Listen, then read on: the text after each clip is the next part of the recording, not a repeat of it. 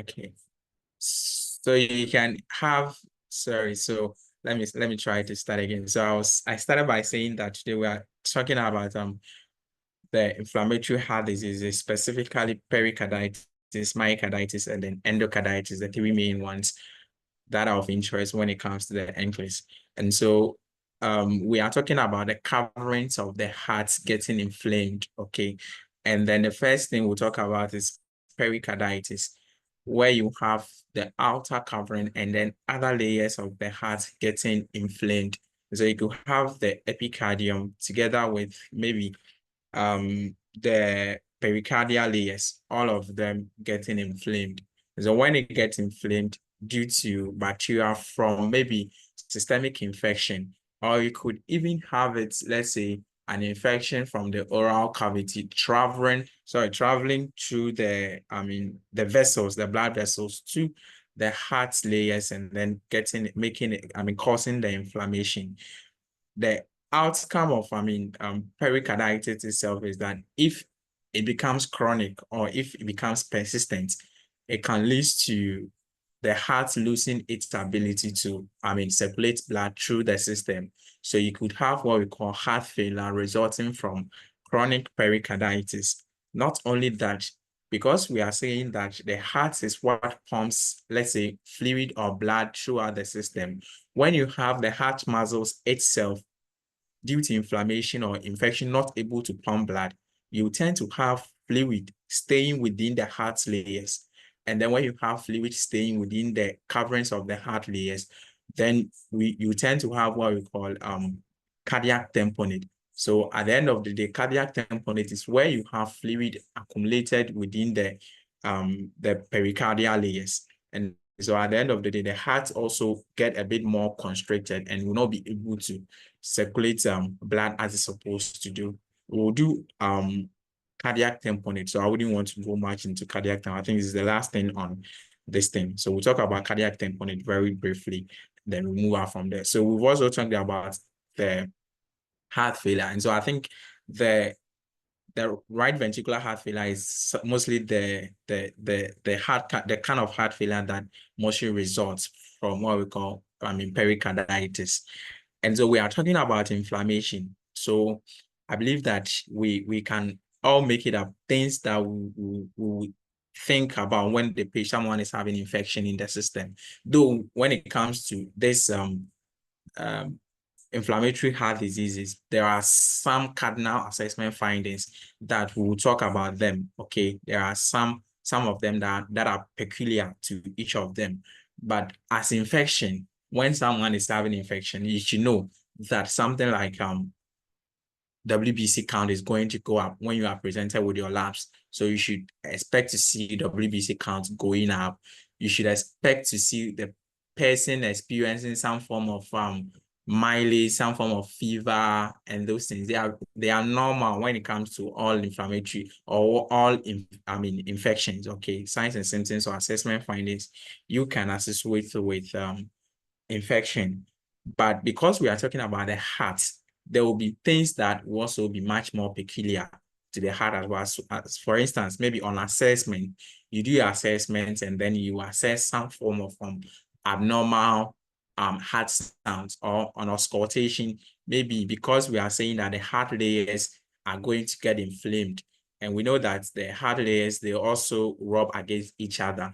And so due to the inflammation, on assessment, you could assess something like or during auscultation, you could hear something like pericardial friction rub, okay, which has a scratchy, high-pitched sound on auscultation.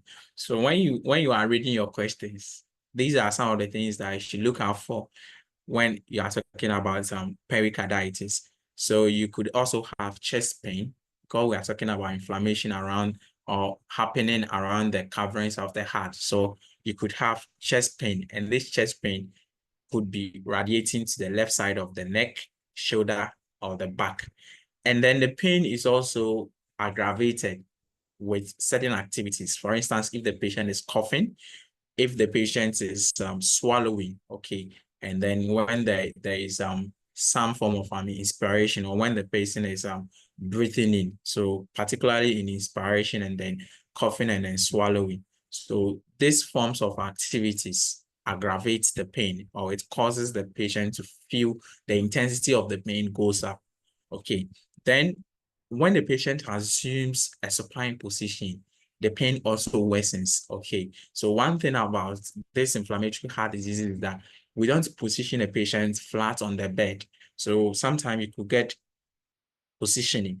So when someone has pericarditis, what we do for the patient is that you position the patient to at least a semi-fowler's position. I think I think it's 45 degrees. That is the required position that you can help the patient to assume. That would help relieve the pain and then also assist with breathing. So you have to, raise the head side of the bed a bit to assist either semi-fowlers or high fowlers. We'll get to the position. Don't worry. The position is part of the management. So we'll get there and then we'll look at it very well. Then I've talked about the fact that it's going to be fever, it's infection, there's going to be chills and then fatigue, malaise, which are normal. Then your WBC counts. Then when an EKG is done on the patient, okay, so far as it's the heart that is affected, the patient or on EKG, there could be some form of abnormal findings on the EKG. So for acute pericarditis, patients, when an EKG is done on them, they tend to have an elevation or an elevated ST segment, okay, and then some form of atrial fibrillation. So you also know that atrial fibrillation is one of the common EKG conditions that, or one of the common abnormal heart rates that you should be familiar with it. So if you've done EKG or if you've gone through the EKG recordings, you get to understand a lot about the atrial fibrillation. Then you also have signs of right ventricular heart failure, especially when there is chronic pericarditis. And so for right ventricular heart failure, we are talking about, systemic circulation getting impeded. So you could have pedal edema, you could have general, weight gain, and all the things that we discussed with right ventricular heart failure. If it is a chronic pericarditis, you could have some form of, right ventricular heart failure symptoms as well. So generally, these are the things that, at least when it comes to pericarditis, I believe we can all, if maybe we've learned it before, if today is our first time, we can put it at the back of our mind so that when we are reading our question, our case study, I'm always interested in our case studies. When you are able to perform in the case studies, it boosts your scores, okay?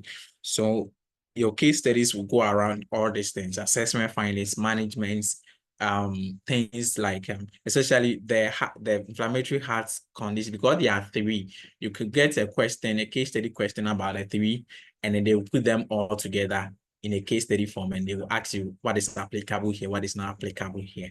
So don't worry, we'll get up, we'll do the other one so that after that you get understanding.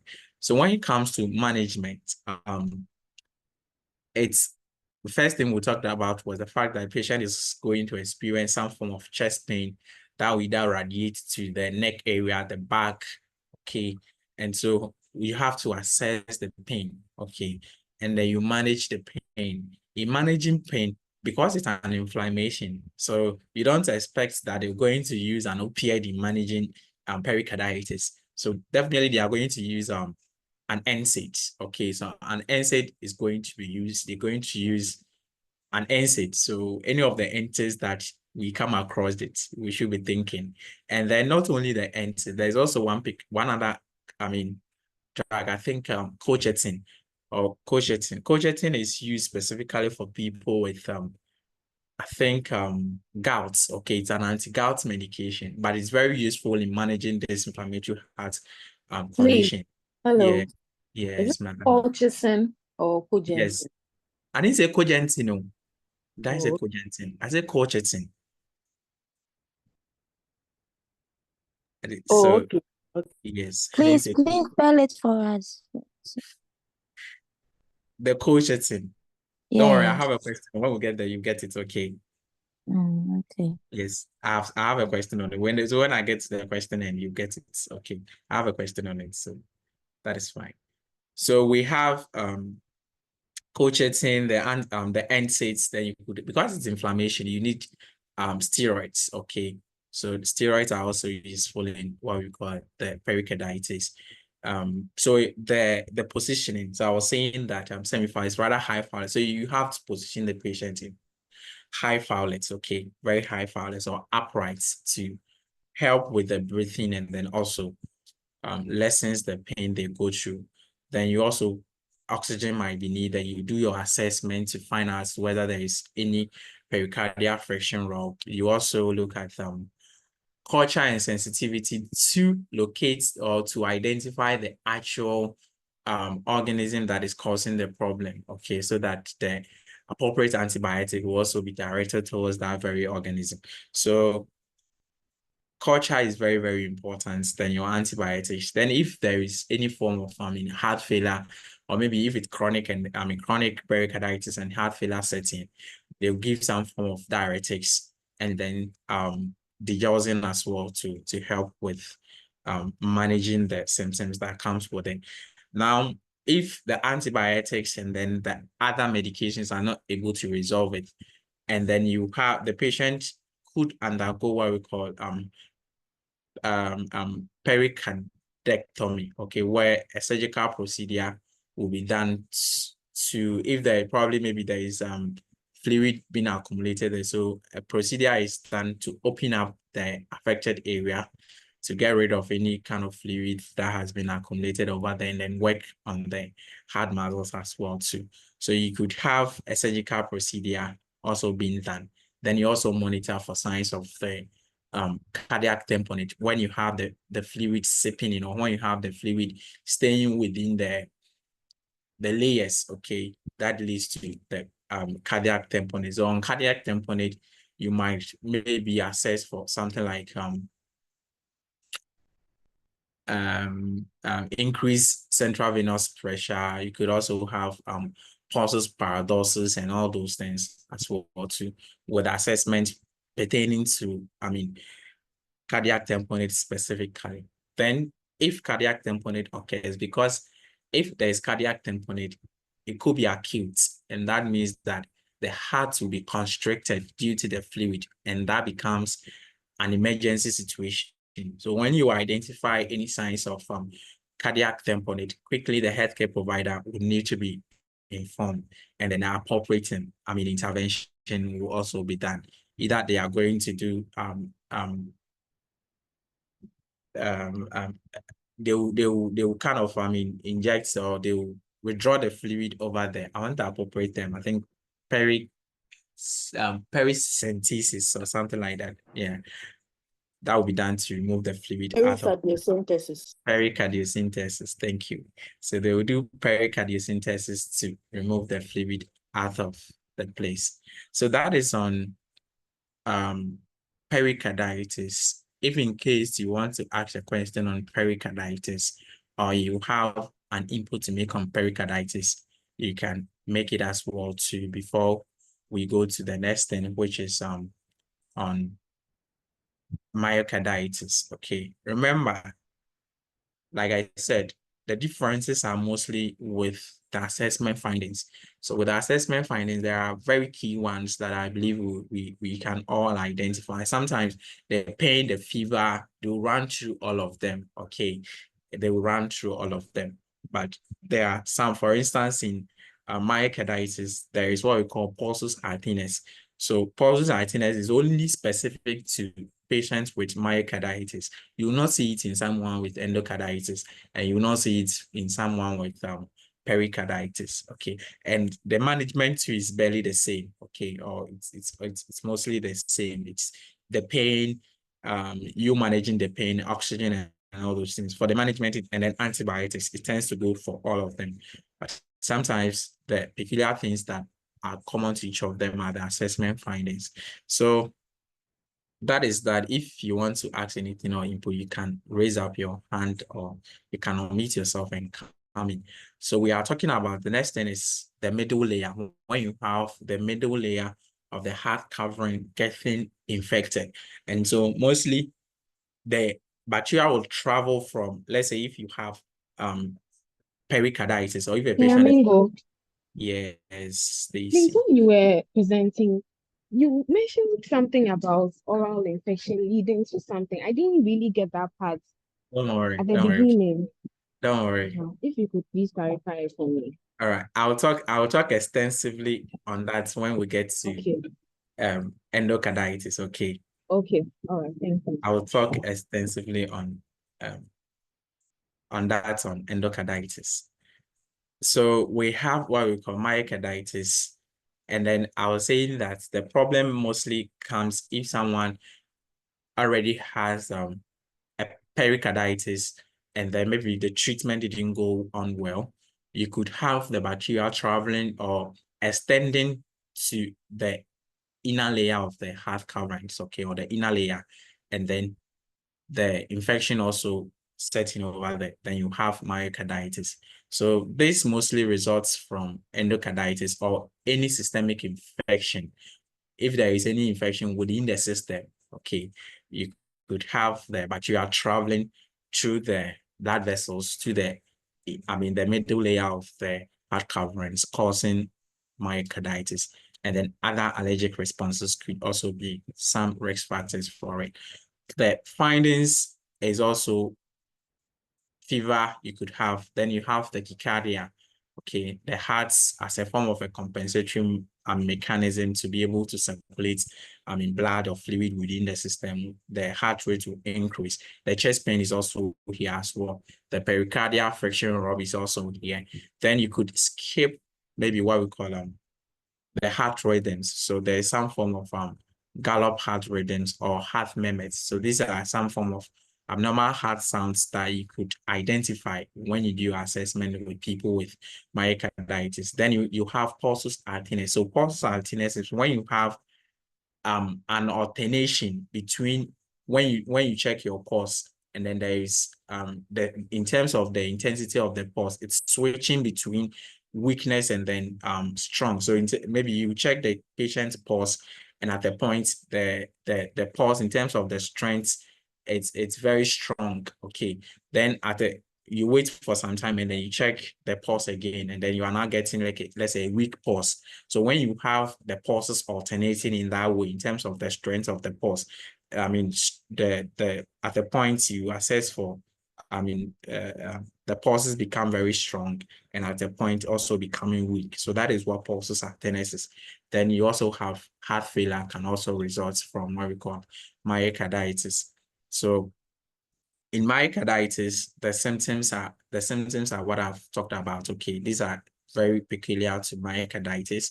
Then you talk about management, the same thing. Assisting patients to assume a high Fowler's position, or nursing patients in an upright position, giving your oxygen if there is a need for you to give it. Then your analgesics or your NSAIDs for the patient to control the pain. Then you also give the digoxin if there is some symptoms of heart failure and you need to give. Then you also give some form of antidysrhythmics as prescribed, especially if there's tachycardia and you need to control or reduce the heart rates. You might be needed to give some form of antidysrhythmics as well. Then your antibiotics, because it's an infection, you tend to do your culture here as well too. Then you identify the organism and give the antibiotics situated. So complications here, you could have blood clots forming, and then the clots, when they form, they could travel as well, causing some form of DVTs or causing some form of pulmonary embolisms and all those things. So you could also have heart failure, and then the heart muscle itself also enlarging. So these are some complications that we should also look out for when we are managing a patient with myocarditis. It is very simple: assessment findings and then management. Then we'll talk about endocarditis. Let me finish the endocarditis. Then if you have any question, you can bring it up more. So I think out of the three inflammatory heart diseases, the most common one you get a lot of questions about is endocarditis. The reason being that the risk factors for it, okay, So someone asked about I was talking about oral, infection or issues like that. So the thing is that there is that kind of connection between um oral procedures, or let's say dental surgeries or dental procedures, and that of the heart's muscles. Okay, or sorry, the heart muscles or the heart. And so if you have any procedure being done on the oral mucosa, or any dental procedure being done, and then such procedure must be done under aseptic technique. Okay, but if there is any compromise happening, okay, during the procedure and an infection setting, the possibility that the infection or the bacteria could travel through the vessels to the heart and then cause endocarditis is very, very, very high. And so, and this is also high for people with history of endocarditis. And so if a patient is having any history of endocarditis and the patient is going in for any oral procedure or any oral surgical procedure, the protocol is that the patient has to inform the healthcare provider about it, so that probably a prophylactic antibiotic will be given prior to the procedure, so as to prevent any infection that could happen during the procedure in case there is any form of surgical asepsis being compromising, so that it will prevent the endocarditis from happening. You could also have people, endocarditis could also happen when you have, let's say, catheter in place, and then the catheter area is not being kept well, and then infection setting from there. You could have what we call the bacteria traveling from the catheter incision point straight through the vessels to the inner layer of the heart, causing endocarditis. And then not only that, people who are also uses what we call IV medication. And so, for instance, people who abuse IV medications, like let's say these people, the drug abusers, okay, you see, they tend to inject themselves with drugs, use IV lines and all those things to take their cocaine, heroines, and all those things. They are also at high risk of getting endocarditis. Okay. And then people who have also gone in for the heart valves replacement. So people, because it's the valves that has been worked on, if there is any infection around the valves, they can easily travel to the inner layer of the heart, causing what we call the endocarditis from it. So these are generally some of the risk factors for one to get endocarditis. So because of these risk factors, they like to ask a lot of questions on that. We'll get to some of the educations, and then the education will touch on all these things. So we'll also get a better understanding on that. So it's the inner layer of the heart and the valves getting inflamed or getting infected. And I think I've talked about the causes or the risk factors. So this is very common in people, IV drug users, people who have had heart valves replacement or repaired, use with a prosthetic material in place. So maybe they use a foreign material to work on the heart muscle or the heart valves. Okay. And so if you have a prosthesis being used to repair the heart valves, because it's a foreign material, infection can easily develop out of that, and then causing the inflammation in the valves and out of the inner lining of the heart. Then people with other structural cardiac defects or structural heart diseases could also be at risk of getting endocarditis. So the entry of the organism is, I think, what I talked about. Those who have catheter in place, those who have IV lines and all those things in place, they could be at high risk of what we call endocarditis, because the bacteria easily penetrate or move through the vessels to the heart itself, and they're causing the problem. So this is generally on endocarditis. So over here is where you have some, I think, peculiar or some special assessment findings that are also peculiar to endocarditis, something like ocular nodes, generations, splinter hemorrhage. Yes, they are very peculiar to endocarditis because we didn't mention those things in pericarditis and myocarditis. I'll show you. I like using pictures sometimes to explain this thing. So when I get to them, I'll show you how they do. So fever, anorexia, weight loss, and then fatigue. You could have heart murmurs here, heart failure. Then you could also have what we call clots also forming as well too. So you could have an emboli, which especially because one of the problem is that they tend to bleed a lot and then they bleed inside. And so when they bleed, clots could form, and then the clots could form within and then even block the arteries and those things, and then causes impairments in blood flow to the extremities.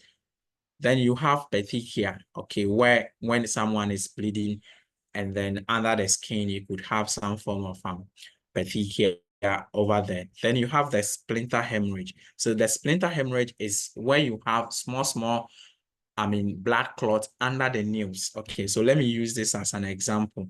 For those who are monitoring from the screen, look on the screen. I'll try to see if I can get you splinter hemorrhage, a picture of it. So this all indicates that, the patient is bleeding. So tiny blood clots. And then these are very, very common in people with what we call endocarditis. The clots form under the nails. So we call it splinter hemorrhage. So when you see splinter hemorrhage anywhere, this is what we tend to mean when a patient is having endocarditis and then they are at risk of bleeding. And so when they bleed under, the bleeding, you have the clot, small blood clots forming under the nails. So this is what splinter hemorrhage is about. Then you also have, let me show you the ocular nodes and then that of the genuvulation quickly. For one, you can palpate it, and then for one, you'll not be able to palpate. So let me see if I can get you a picture of the ocular nodes. Okay, very good. So the difference between the ocular nodes and then the genuvulations is that with genuvulation, you'll not be able to feel it. Okay, you will see that kind of discoloration over there, indicating that probably there's bleeding ongoing. So this kind of spot over here is what we call the genuvulation. This one is not palpable. Okay, this one is not palpable. You won't feel it. But for ocular nodes, it's even sometimes painful. Okay, and then you can palpate it as well too. So this is what ocular nodes represents, or this is what ocular nodes is, and this is what genuvulation is. So the difference is that this one is more palpable. When you palpate the area, you can feel the node over there. Okay, but this one, when you palpate, you'll not be able to feel anything over there. And this one is more, a bit more painful as well too when you palpate it. So that is what genuvulation, ocular nodes, and then splinter hemorrhage are also about. So when you are reading and then you come across them, you should also know that they are peculiar assessment findings to endocarditis. And then you have what we call splenomegaly, because you have the spleen having to do with mopping up any form of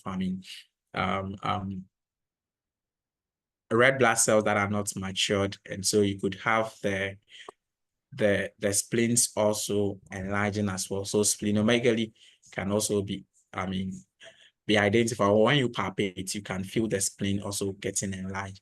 Then you could have clubbing of the fingers, which can also happen when you have the bleeding issues, and then you have what we call saturation also getting affected. Okay, you could also have clubbing fingers as well too. So these are, yes, I've seen your hand. I'll call you. Okay. Yes. So yeah. So you can come in, Madam Rosemary. Yes, with explanation of the ocular nodes, its location, I just wanted to find out if it only occurs on the hands. Yes, that is where you can. That condition. Yes, but For do you the know any? endocarditis. Okay, so that is where you can easily, I mean, palpate it or identify it. Okay, but I haven't seen it being identified anywhere else again. But if maybe you've come across it anywhere, maybe that is also you Oh can. no, I was just thinking if it Yeah, could be on other that parts is of the body, because the example you're giving us, it looks like all the so. three Yeah, uh-huh so the are areas to occurring on the identify it hand. are here. So they are here: fingers, hands, and that of the toes. Oh, okay. They are over Okay. there. When you look into the slides, you can identify it. So Uh, they happens. The oscillator nodes happen in the fingers, the hands, and that of the toes.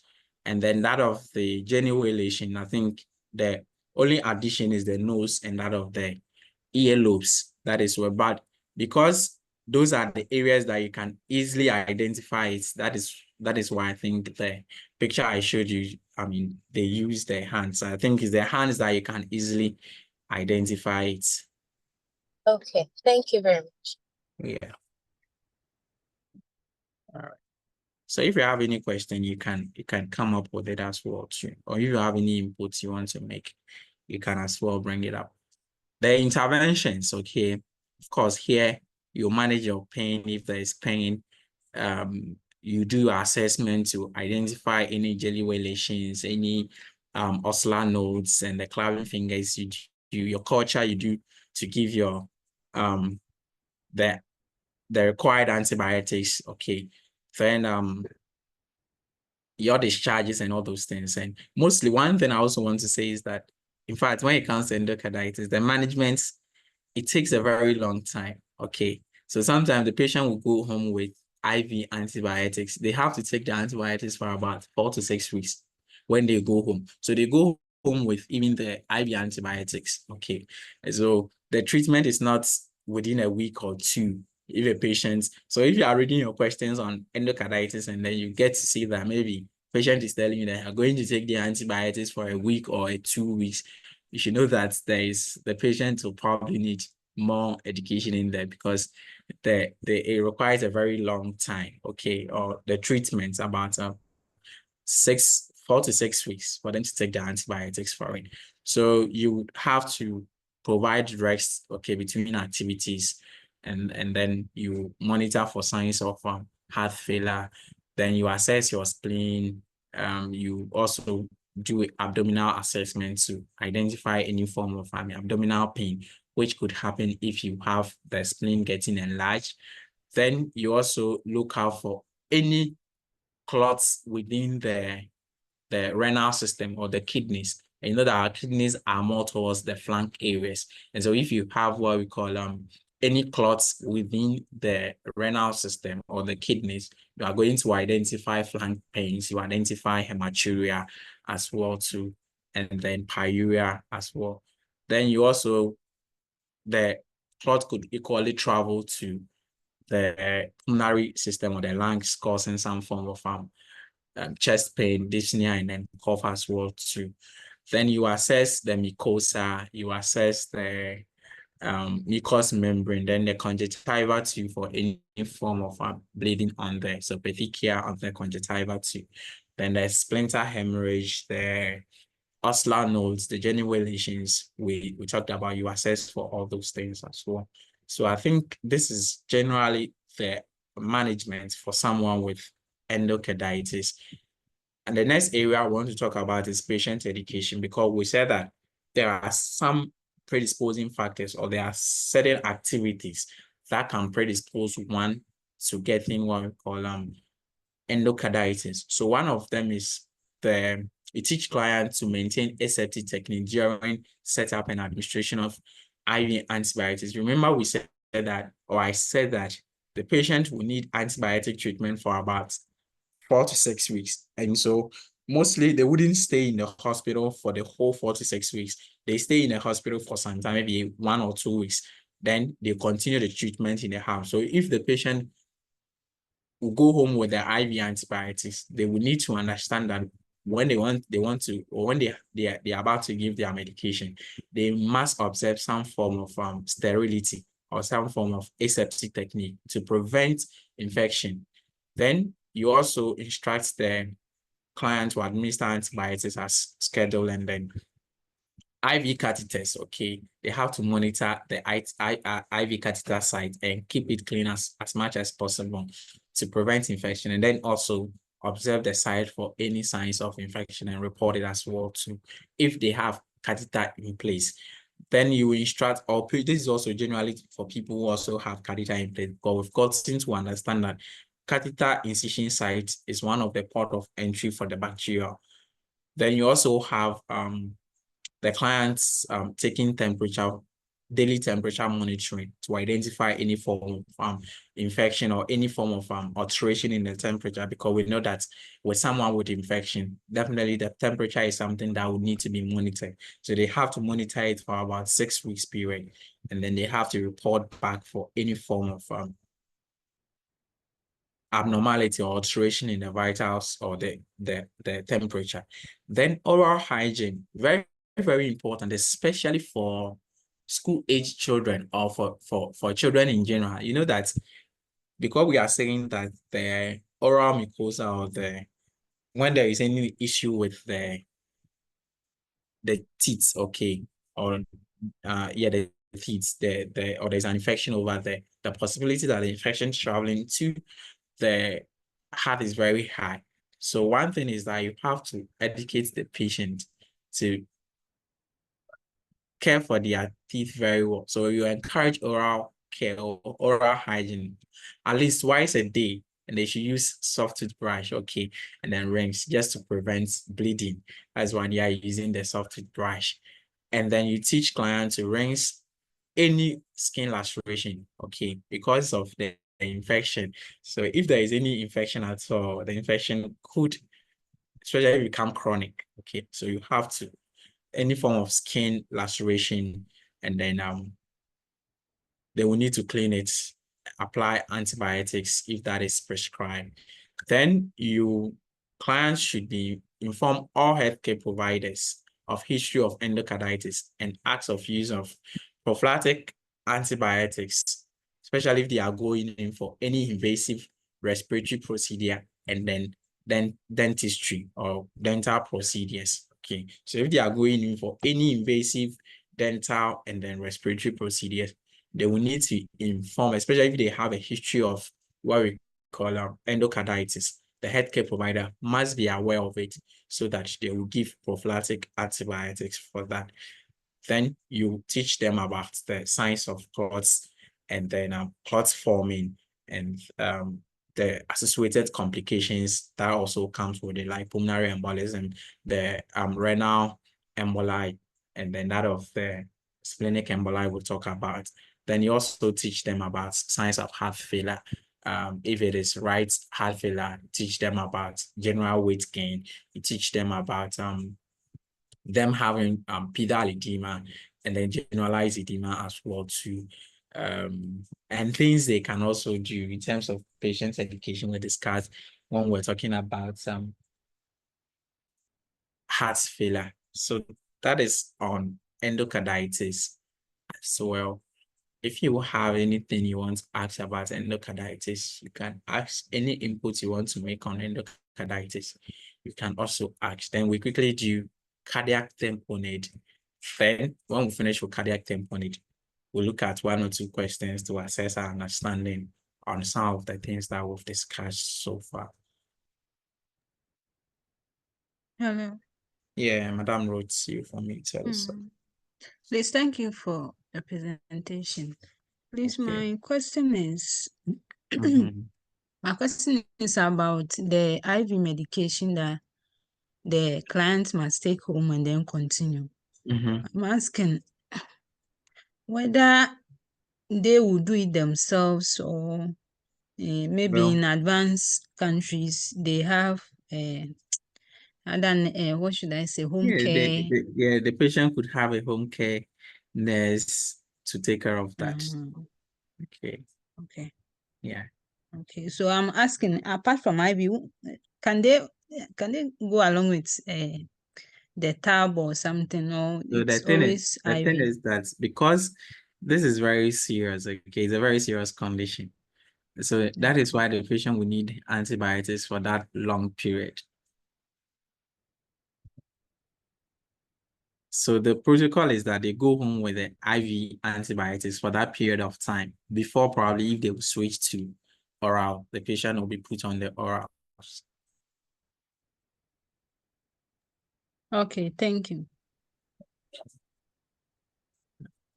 Is there anyone with any question? Yeah, hello. Yes. Yeah, hi. Yeah, thank you. Just in regards to the question somebody just asked, Okay. whether is the patient going to give it, like usually in themselves. advanced, usually in advanced like places, they actually like have something they call like OPAT. It's kind of like an outpatient parenteral antimicrobial service. So they usually have like it's like a service when the patient is going home. They usually fill these forms and then like they fax it to them.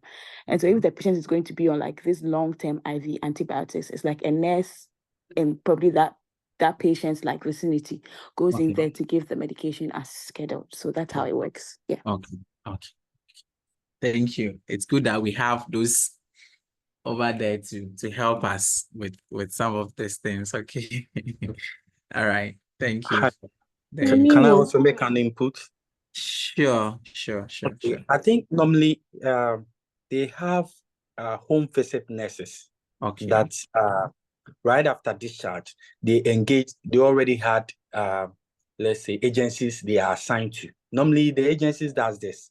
So after the discharge, like you said, when they are on antibiotics for 3 to 4 weeks, after a week or two, the hospital protocol, depending on the hospital protocol, they are discharged home, and then they relate to the agencies, and then the agency was assigned an home aid nurse to the client. So they visit at every point in time where they are scheduled for the antibiotics and any other, including medication. So that until they finish their dose, and then they go back to the hospital for probably when they are done for checkup or follow-up visit. Basically, I know. Yeah, Jenfi, you are almost there, right? How you say you're anti? You are there, right? That's interesting. Don't worry, very soon we will be speaking like that. That's just by the way. I think Stacy wanted to come in again. That was someone else. Yes, it was me. I wanted to confirm the precaution we will use, if it is universal or. Oh, it's universal. Okay. You need a universal precaution. Okay, thank you. The universal precaution. Yeah. Or standard. If you don't see universal, you see standard. So standard precaution. Standard, I think they use standard more time, or standard or universal, anyone at all. I think that is on the endocarditis or the inflammatory heart diseases. If you have any other thing you want to add up, you can. Then we quickly do cardiac tamponade, and we leave it with cardiac tamponade, and then look into one or two questions to assess ourselves. So with cardiac tamponade, I think I made mention of the fact that if the heart coverings get inflamed, at the end of the day, you could have some fluid, because we know that even in inflammation itself, you could have some form of fluid accumulation, and then the heart also will not be able to pump blood as supposed to pump. So specifically this time around, you have the fluid between the parietal layer and that of the visceral layer of the pericardium. Then you have fluid seeping in there, especially when you have infection over there. So when the fluid continues to accumulate, so it says that as little as 20 mils of fluid, could cause cardiac tamponade. So if you have as little as 20 to 50 mils of fluid in the pericardial layers, or between the parietal layer and that of the visceral layer, you could have the patient developing an acute cardiac tamponade. And when that happens, it constricts the vessels, or it constricts the heart, and then that leads to a drop in cardiac output. the heart wouldn't be able to circulate blood as it's supposed to do. Okay. And that becomes an emergency situation. So when you are prioritizing and you have cardiac tamponade, I always say that even though I would say that it is a high priority, they are of high priority, okay, but you have to also look at the other cases as well. The last time someone sent me something on prioritization, I said I need to know the other cases before I can talk about it. So you need to know the other patients before you can prioritize, okay? But in cardiac tamponade itself, it's one of the things that if assessment findings is showing that someone is having acute cardiac tamponade, they are mostly of high priority because circulation is going to be impeded. So what you have to do is that so pericardial effusion places the client at risk of cardiac tamponade. You have fluid accumulation, like I said, that will lead to a drop in the cardiac output. And so like I said, as little as 20 to 50 mils of fluid within the pericardium could lead to cardiac tamponade. So you have to do everything possible to prevent this from happening. The assessment findings is where we all need to know, or things we all need to know. The pulsus paradoxus, okay, is it's specific to cardiac tamponade. And I think the pulsus paradoxus is when you have a drop in systolic blood pressure during inspiration, or when the client is breathing in, and then when someone with cardiac tamponade will have a drop in their systolic blood pressure. So as a drop in systolic blood pressure that happens during inspiration is what we call pulsus paradoxus. Then we have increased CVP. CVP, or central venous pressure, tells you the amount of fluid, let me put it that way. So if one is having more fluid within the system, because these people, the heart will not be able to circulate blood as supposed to, you tend to have fluid staying within the system. So they tend to have increased CVP. And we know that CVP is between 2 to 8. That is what most of the labs or most of the books says. I mean, the normal CVP is between 2 to 8. So if you have more than 8, okay, sometimes others will also quote 2 to 10, but I think most of the Q banks uses 2 to 8. So if you have it more than 8, it means that there is increased CVP level. So central venous pressure could also increase with what we call cardiac tamponade. Then you also have jugular vein distension. So jugular vein distension with clear lungs, because you wouldn't have any issue with the lungs as well. So like what happens in someone with heart failure, you could get crackle sound due to fluid within the lungs, as well as jugular vein distension. This jugular vein distension telling you that probably there is excess fluid within the system. It comes without any form of lung abnormalities. So you have jugular vein distension or jugular venous distension. Then you also have muffled heart sound.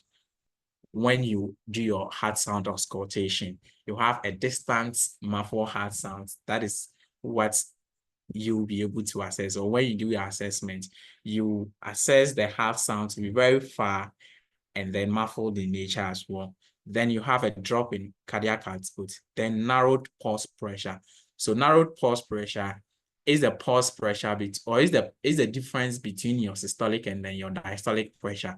So let's say if you want to find your pulse pressure, you need to deduct the diastolic from the systolic, and then you get the pulse pressure. So you have a narrowed pulse pressure here in someone with cardiac tamponade. The pulse pressure is very small. So that means that you could have someone with, let's say, a blood pressure of, let's say, 150 systolic and a diastolic of, let's say, 120.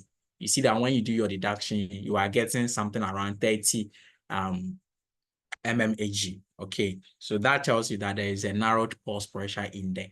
So these are key assessment findings when it comes to cardiac tamponade, and all of us here should be able to get it at the back of our mind, and then the understanding of each of them too.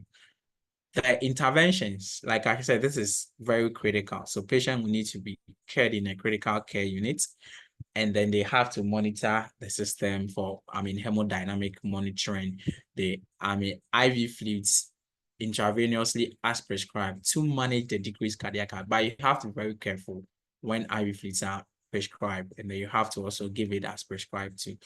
Then they have to do an X-ray or echocardiography to identify the fluid that has been accumulated in the pericardium. So you need to understand that they have to, or the patient will be asked to do a chest X-ray or echocardiography to identify the fluid. Then, to help remove the fluid, the patient will be prepared for what we call pericardiocentesis to withdraw the fluid that has been accumulated over there.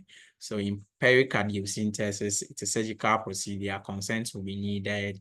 You need to make sure that patient has done some labs like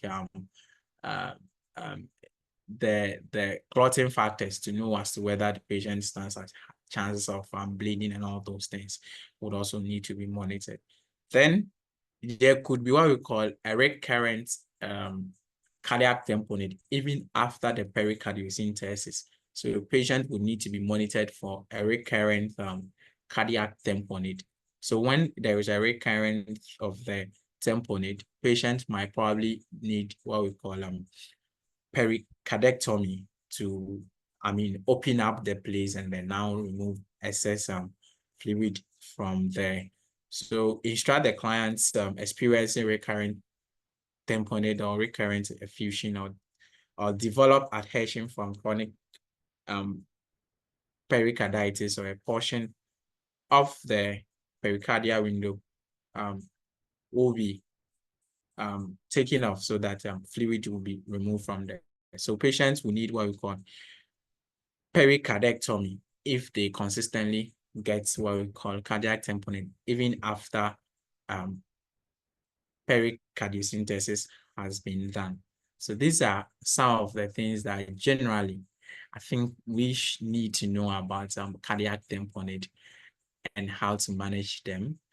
That is all for now. I think maybe our questions will add up one or two things if maybe we skip something, or maybe someone wants to add up. Yeah, you might want to add up. Yeah, I want to draw attention to the cardinal signs of cardiac tamponade. Okay. Yeah. So I think you mentioned all the three. We have a popular triad.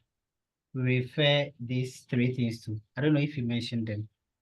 So we have Beck's triad, B-E-C. Yeah. Apostrophe S. Then triad, like T-R-I-A-D, because it's made up of three things. So Beck's triad.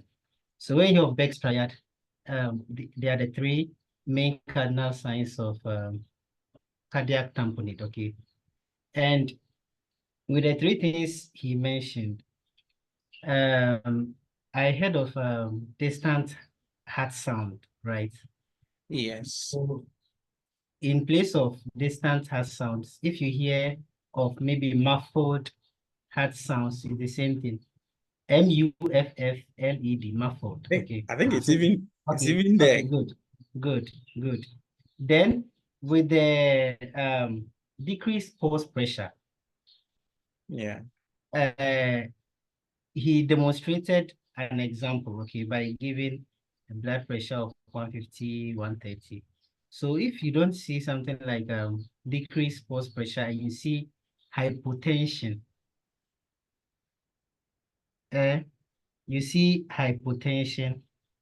please just note that it can also be used in place of that, okay? Okay. Hypotension. If you don't see decreased pulse pressure, you see hypotension. That is it. Then with the jugular vein distension or distension of the jugular vein, some say jugular, okay? But if you don't see jugular vein distension and you see distended neck veins, neck veins. Also the same thing we are talking about. So you can use them anyhow and mix them up. So that's what I wanted to add. Thank you. Okay, thank you. Thank you, Ma. Is there anyone with an input, question, suggestion, an addition, subtraction? All right. So I think we can proceed, right? So let's go through some few selected questions on this, and then we use that to assess ourselves. Okay. So we have one. A client received a prostatic aortic valves 2 days ago. Whilst recovering in the hospital, which of the following increases the client's risk of prostatic valve endocarditis?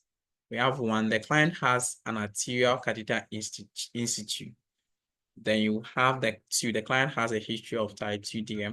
Maybe the client has a history of intravenous drug abuse. Then 4, the client is greater than 60 years of age.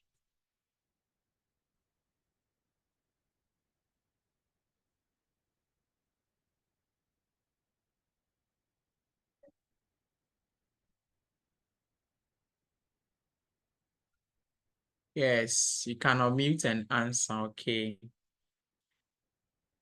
Tell us your answers. Tell us your rationales as well, your reason for choosing your answers. I'm interested in that so that we learn together from there. I see 1, so I see 3 from the Hello. comment section. Okay. Yes. Can we Hello, answer? please, is it Tata? It's Charity. No, it's not Oh, Shata. It's just a single choice and questioning. Yeah, okay. Charity. Can I answer what I think? Yes, sure.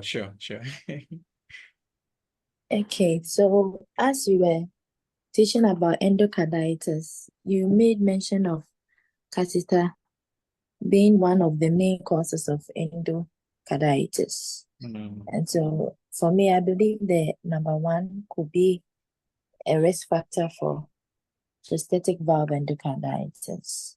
Okay. All right. Yeah. Yes, Charity. Okay. I'll also go for number 3. I didn't choose number 1 because it didn't talk about arteries. It was rather veins to me. And a client has a history of intravenous drug abuse. I remember when you were talking, you said those who are into drugs also lead to cardiac tamponade. So that's the reason why I chose 3. Thank you.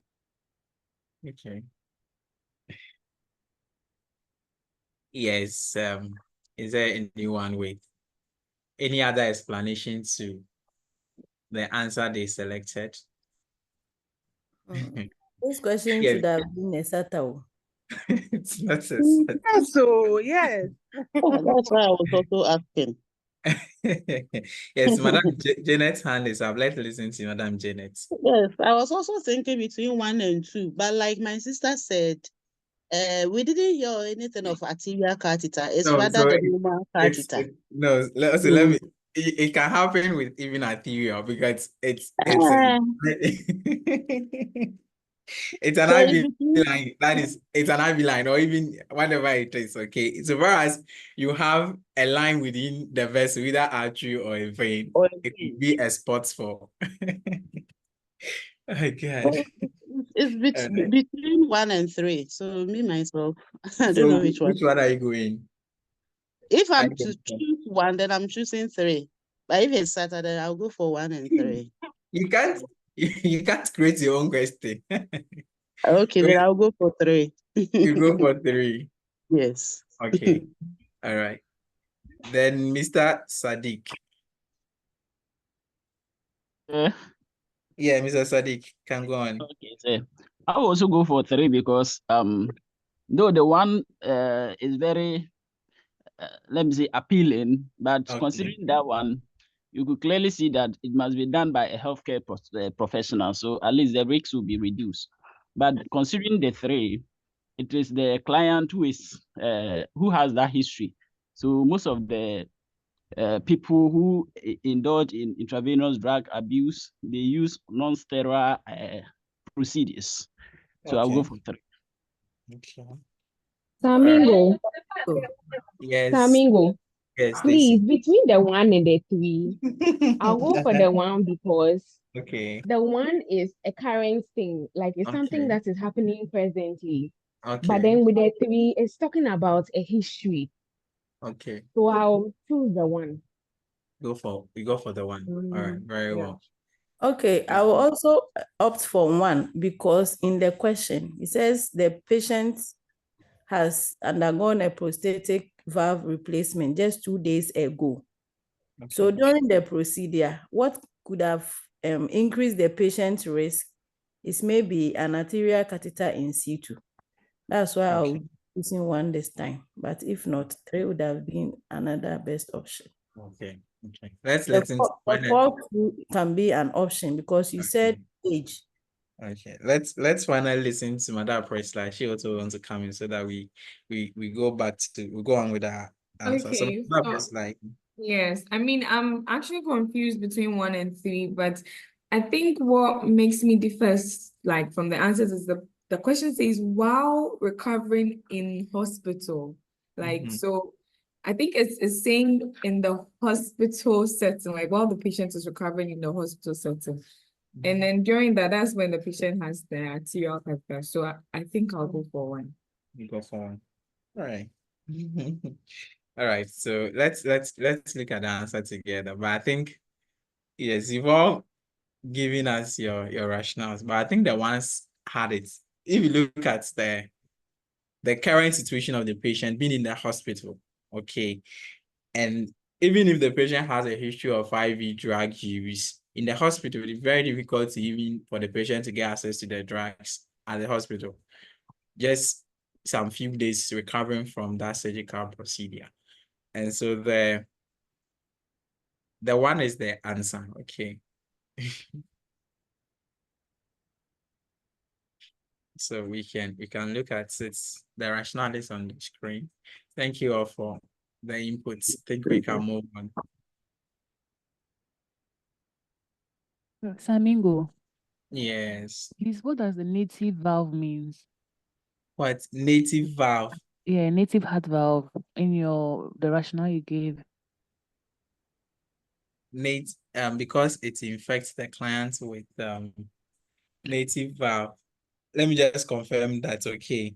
But if anyone has an idea of native valve, the person can. I'm thinking maybe they have maybe a post maybe no. So the native means that it could be that the original heart valve. See this one. The first one is a prosthesis, means that they replace the old valves or the original valves with an old one. So the native could be that like the original heart valves that was in place. That's what I'm thinking of. All right, thank you very Yes, much. Coco. Someone wanted to come in. Native.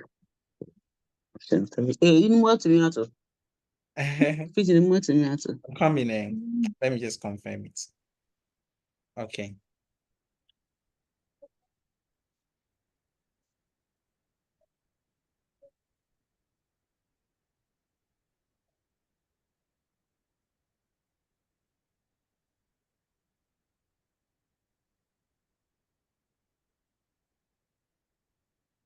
Yes, so like I was saying, the original valves, okay. So it says that the native, so they are using the word native endocarditis, and they are native valves endocarditis, where you have endocarditis involving the native valves and not the prosthetic heart valves. So the prosthetic is where you have an external heart, maybe a valve in place of, if there's a problem with the one that the heart came with. Are you getting me, Madam Stacy? And then so the original heart valve is the native one. Okay. Am I making sense? I'm making sense. Yes, you are. I'm Thank making you. sense. Yeah. Okay. Yeah. All right. So let's look at this. A nurse is reviewing medication order for a client with acute pericarditis. Which of the following medications would the nurse expect to see? We have SATA, benztropine, we have sucralfate, we have colchicine. So those who were asking of the colchicine explanation or colchicine, however you pronounce it, this is it, okay. We have it here. Then we have the acetylsalicylic acid. Then we have naproxen. This is SATA. So let's choose our answers. Okay, please can we talk? Oh yeah, sure. Okay, I will choose 3, 4, and 5 because I 3. remember during the teaching you said pericarditis is being managed by NSAIDs and then corticosteroids. And so colchicine or whatever, and then acetylsalicylic acid, I believe is aspirin. And Yeah. I know naproxen too is, I know naproxen is opioid. Okay, so then I'll choose 3 and 4. You Thank choose you. 3 and 4. It's not naproxen an opioid. No, NSAID. No, it's an NSAID. NSAID. Then Yeah, NSAID. then 3, 4, and 5. It's NSAID, yeah. Thank you. Right. So she's going for 3, 4, 5. Is there someone? Some people are going for 3, 5. They want to state what they know, or they want to play fair game. They don't want to add up anything they are not sure of, and then they're getting a subtraction, or they're getting a minus. Yeah, 1 minus from whatever they will get. That is fair game. Don't worry. Okay. But do we all agree that 3, 4, 5, or someone thinks something else? Okay, so yeah, the 3, 4, 5, yes. Yeah, 3, 4, 5. Yeah, it's that. Okay. So we know that colchicine is used. It has a pharmacological effect. So I mean, it's specifically used for managing the inflammatory heart diseases, and then you also have the NSAIDs. Remember aspirin is an NSAID in itself. It also has an antiplatelet effect, okay. And then you also have the naproxen being an NSAID. Even so, this is a question. They are not telling you which and what you combine. They are telling you which medication are possible management. Because you know that patients might not probably go on 2 NSAIDs together. Okay. But they just want you to know that as to whether you know that the aspirin or acetylsalicylic acid itself is an NSAID. Okay. The benztropine sucralfate is used in managing what we call peptic ulcer or gastro GERD, and then you also have the benztropine for people with Parkinson's. So that is on that. All right. Let's see this. This one. The nurse is caring for a client that was brought to the cardiovascular intensive care unit following coronary artery bypass grafts surgery. The client is sedated and then has been stable for the past few hours. Which of the following symptoms would cause the nurse to suspect the client's having or experiencing acute cardiac tamponade? This one there, I believe we can all come up with our answers. We have bruising on the client's arms. The marrow there is narrowed. Okay, I always say that we change this thing. It's narrowed pulse pressure. It's not narrowed. Then you have elevated central venous pressure. You have jugular venous distension. You have tachycardia.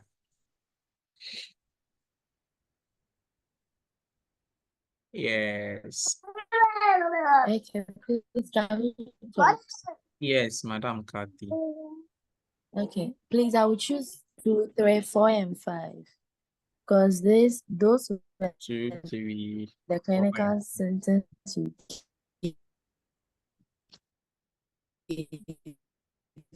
when you were talking about Mm.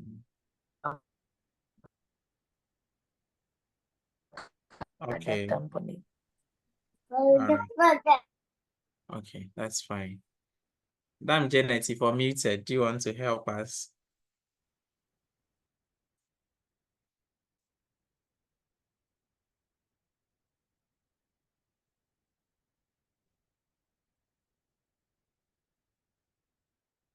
Okay. Let me see if we have.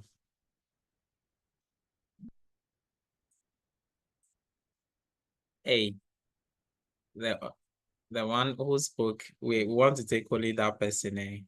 So we have 2, 3, 4, 5. Okay. The tachycardia is also parts. So wouldn't waste much time on the what we call the cardiac tamponade, because for that the assessment findings has already been made. We've discussed that one already. A community health nurse is teaching a local group of school-age children on how to prevent endocarditis. What should the nurse recommend as a primary preventive strategy for this age group? You have one. The nurse should recommend the clients to avoid intravenous drug use. The nurse should recommend daily oral hygiene and regular dental checkups. The nurse should recommend the group avoid tattoos or piercings. Then 4, the nurse should recommend antibiotic therapy prior to dental surgery or set dental care.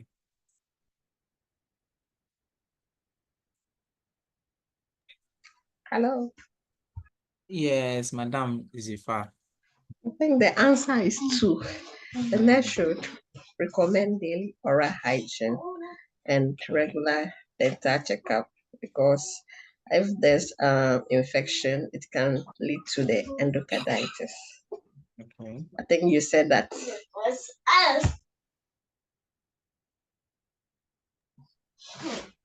Over school-age children. Yes, yeah, school-age Yeah, children. hello. Okay, thank you, Madam Zifa. Got your answer and your rationales. Who else again? Who thinks something else? Patient need to do something else, or a different education is better than what's. But Kobe, you are going for 1. You are giving us a different answer. Why are you going for 1? Okay. So we have the 2, as she said. So when you look at the group, okay. So the group of people that we are doing the education on them, we are looking at school age children. And school age children, I mean, intravenous drug abuse are not something that they would indulge themselves in. Tattooing themselves to, they wouldn't indulge themselves in. But oral hygiene is very important with school age children, even though the antibiotics used for dental procedures as prophylactic measure is important. I have a look at this at this time, the oral hygiene is the most important thing we need to take care of now. A nurse is receiving shift reports for their clients and determines the order of clients who assess based on their risks for endocarditis. Which of these clients is at the lowest risk for developing endocarditis? 1, a 27-year-old female who had their wisdom teeth removed 5 weeks ago and has a fever. 2, a 17-year-old female who reports that they are an active and frequent heroin user. 3, a 67-year-old male with angina who has just been diagnosed with type 2 DM. Then 4, a 40-year-old male who had an atrioventricular valve replacement 3 days ago. Hello. Yeah, Mingo. yeah, let's listen to Mercy. Okay, so I think it's the 3. So the reason being that if we look at all the options, the 5 has had a recent dental procedure, which puts him at a more risk. And then 2, heroin use, IV drug user. So, and then the AV valve replacement is also a cardiac procedure that has gone on. So, the less of it is the angina with type 2 DM. Okay. Thank you. All right, thank you. Madam Stacy, you wanted to come in.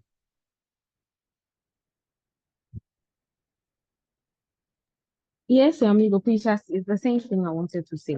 You wanted to say the same Yes. thing. Yes. Okay. Okay. Thank you.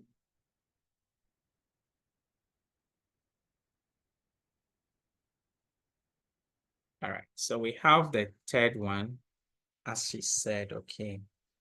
And the rationale is perfect. The explanation was perfect. So I think we can move on here. Okay, so we have a student nurse alongside their preceptor is caring for a client with endocarditis in the cardiovascular intensive care unit. Upon general assessment, which of the following would the student nurse expect to find? SATA, we have oscillar notes, we have heart murmurs, we have pulses and thinness, you have malaise, then you have fever.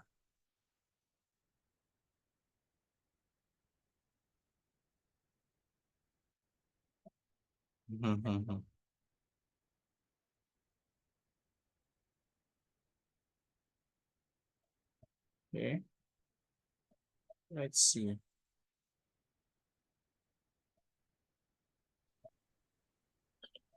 Okay, please, I'll choose 1, 3, 4, and 5. 1, 3, 1, 3, 4, 5. Okay. Okay, so I also go for 1, 2, 4, and 5. 1, 2, 4, and 5. Okay. Okay. All right. Let's see. I think sure. So apart from the pulsus and thinness, and we said that pulsus and thinness is just peculiar to people with myocarditis. Okay. You won't see it in those with endocarditis or pericarditis. So let's take notes. Okay. Fever, malaise, they are just common. Should be done. This should be my last one. Let's do this last one, then we go to the next one. We should be able to do so that we finish the next things we will do as well. This should be our last question. Then we'll move on. The nurse is providing discharge teaching to a client who was hospitalized for infective endocarditis. Which of the following statements made by the clients demonstrate a need for further teaching? 1, I will make sure I pay more attention to my dental hygiene to prevent some future occurrences. 2, now that I have received antibiotics for 2 weeks, I'll complete the final week at home. 3, I may need to seek prophylactic therapy before certain procedures in the future. 4, I will seek drug rehabilitation as IV drug use can contribute to future infection.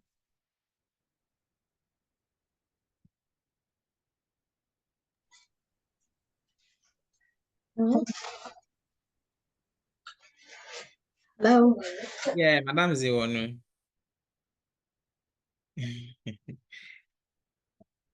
Yes, Madam Zifa, you can unmute yourself again. So you wanted. Okay, I think the answer is 2 The answer is because you said you would take it. I think 4 to 6 weeks, up to 6 weeks. So the client says 2 weeks. Like the client says antibiotics for 2 weeks and complete the final week at home. Or yeah, the final week. At home. That's So, what I you know, that means that it will be 3 weeks. That's what you think. Yes, Oh, short. okay. Okay. All right. So That's okay. Let's go on. So that is true. Clients will need the antibiotics for an extended period, for 4 to 6 weeks. So that is fine. I think, yes, that is our last question on the inflammatory heart diseases. Then we go on with when you have the arterial problems, the venous problems. So we are coming to talk about the venous insufficiency. We're coming to talk about the peripheral artery diseases. Then we'll talk about thrombus formation, but the thrombus formation settle more on the venous thrombosis. And then we take it out from there. So that will be the next part of our class. And then we'll also look at what we can, some few questions on them. Then we move on from there. But before that, if you have anything you want to add up to what we've gone through or any clarification, any inputs, you can bring it on board as well too. So we have deep vein thrombosis or clots formation, because before one develops what we call deep venous thrombosis, clot must first form, okay, or a thrombus must form, and then the clots will either travel through either the veins or the arteries, either causes a blockage or causes inflammation. And so when it comes to deep venous thrombosis itself, or deep vein thrombophlebitis, so here we are talking about the clot forming and then the clot going ahead to cause inflammation. Okay, either ways the management is the same. Okay, but the first thing I'll first talk about is the risk factors. They are very, very important that we all need to know about the risk factors. Okay. And then with the risk factor, what I will first talk about is what we call the I want this term.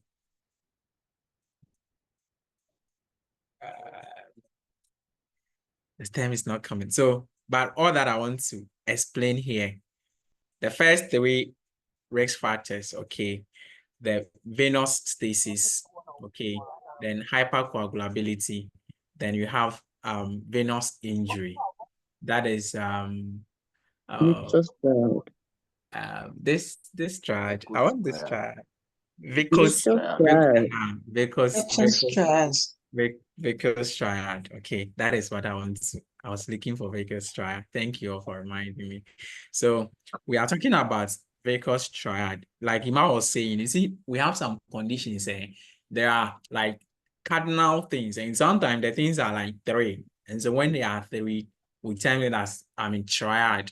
And so the same thing here, when it comes to clot formation or things that can lead to one developing clots, we have what we call the Vicus or the Vicus triad, or whatever you term it, the Vicus triad.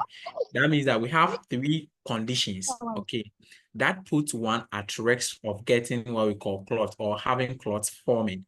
Now, one of the conditions or one of the situations that can lead to clots forming is venous stasis. So venous stasis is when you have fluid or you have blood.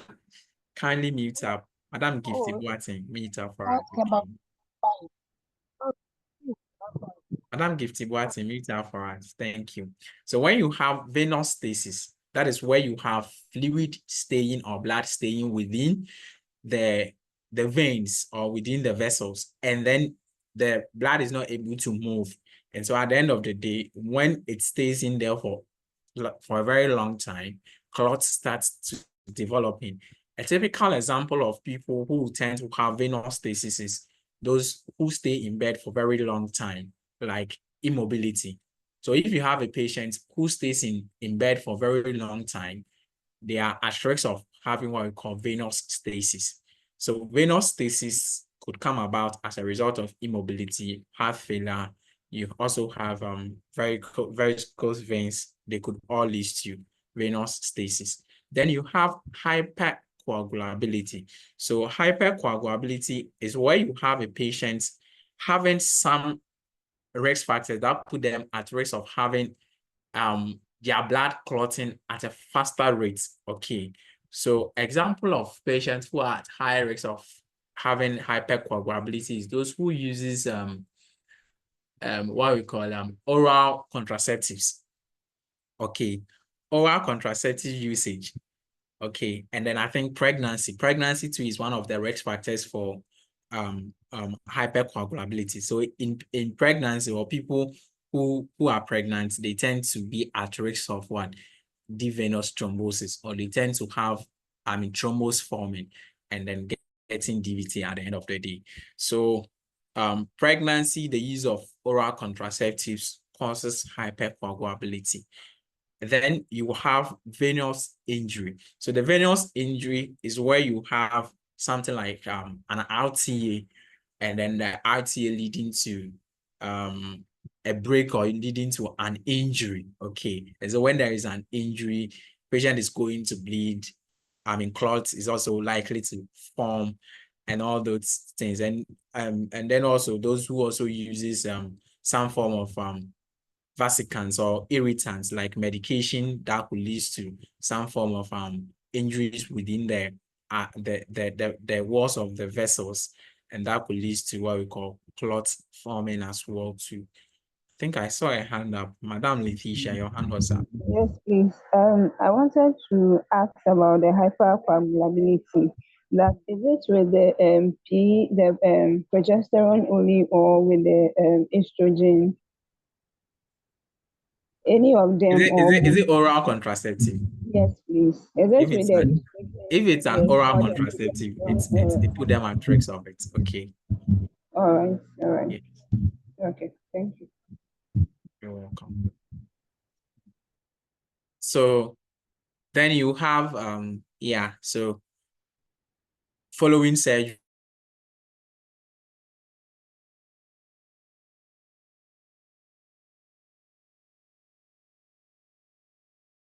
orthopedic surgeries are done to work as much as possible, ISIS, to prevent venous stasis, and then preventing injuries. All that is calling me to say, oh my God.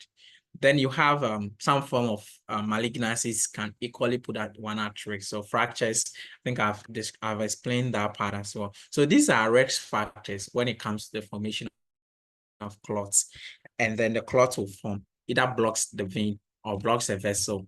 When it blocks the vessel, stays in there for a very long time, it causes an inflammation. And so you could have deep venous thrombosis or deep venous thrombophlebitis. Okay, that's when so if it's only the clots, you have the deep venous thrombosis itself. When you have the inflammation of the vessel itself, then you add the phlebitis to it. Okay, so I just decided to do it together. With the assessments, okay, you could have what we call calf or groin tenderness. So I think it's one of the cardinal assessment findings in the questions when they are describing it. You have the calf area or the groin area. There is some form of tenderness in there, pain, and then there is also swelling. So sometimes when you compare the two extremities, the affected one and then the unaffected one, if you compare the two, you get to understand that the affected one, in terms of the circumference of the affected area, becomes bigger than that of the unaffected area. Then you also have warmth around the affected area. So we have warm skin that is tender to touch. Then you have positive hormone sign. Okay. Let me see if I can use something to, let me see, those who are watching, let me see if I can also see if I can get the hormone sign.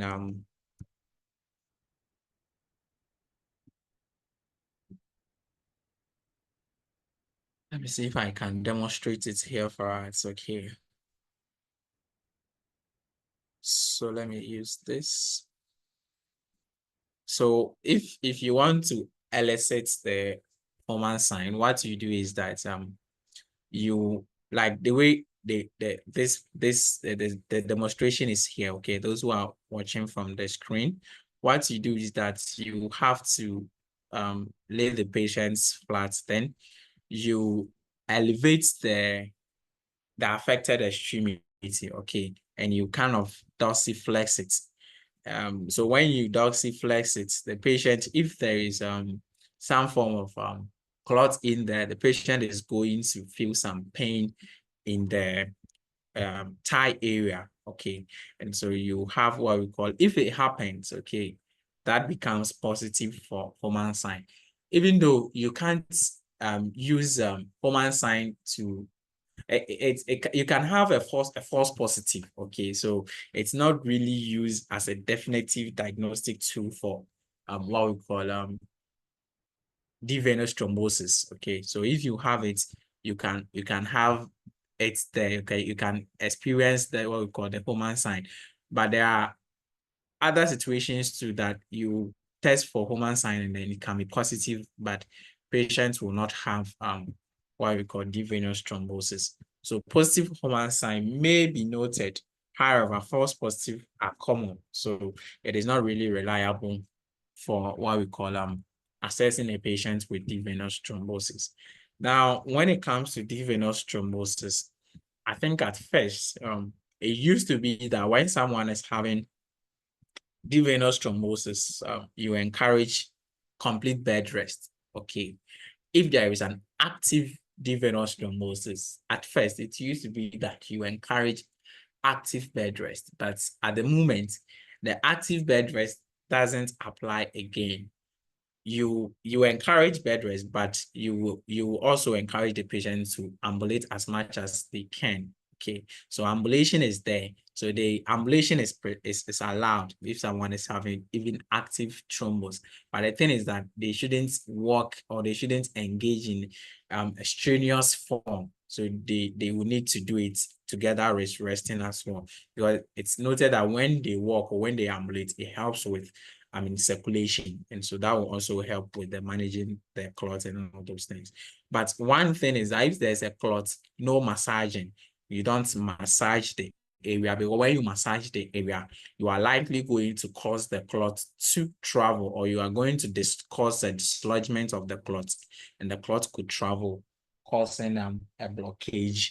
You have to avoid knee gauge. So knee gauge is where you position the patient and then there is some form of the knee is bent. So when the knee is bent, that means that the ability or circulation is going to be impeded, and so you don't perform what we call knee gauge. And knee gauge itself can also cause clots to also form as well too. So we have some beds that you can kind of the foot area. Let me see if I can. I think I've shown knee gauge here before, or all of us might have even seen knee gauge as nurses. I think so. Yes. So this is what I'm trying to explain. See this area.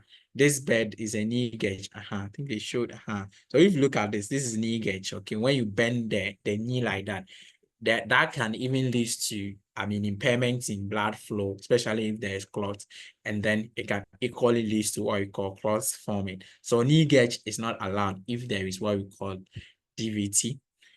Then you do not massage. I think I've talked about the massaging. Then the use of stockings. Okay. Now remember, provide thigh high or knee high anti-embolic stockings. So the thing is, if someone is having active DVT, the patient doesn't need to use the stockings.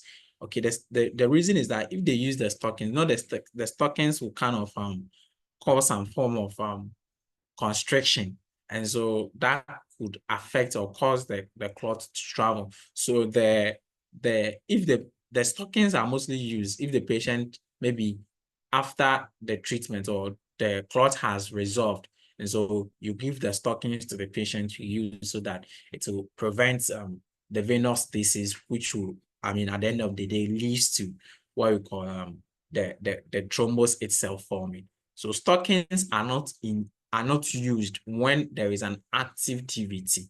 Okay.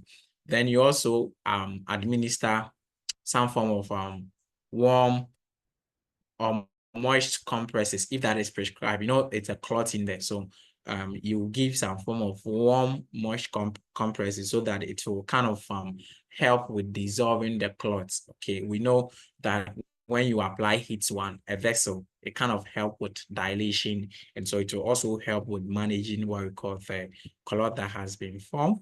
you palpate the area gently to assess for the warmthness and then any form of edema. Like I said, you have to, when you compare the affected thigh or the affected extremity to the unaffected one, you see some form of changes in terms of the area. So you need to measure the calf area for the circumference to compare to see as to whether the problem is still going on or it's resolving. If it's resolving, I mean, the size, the circumference of the area must be the same as that of the unaffected side. That will tell you that the thing is resolving.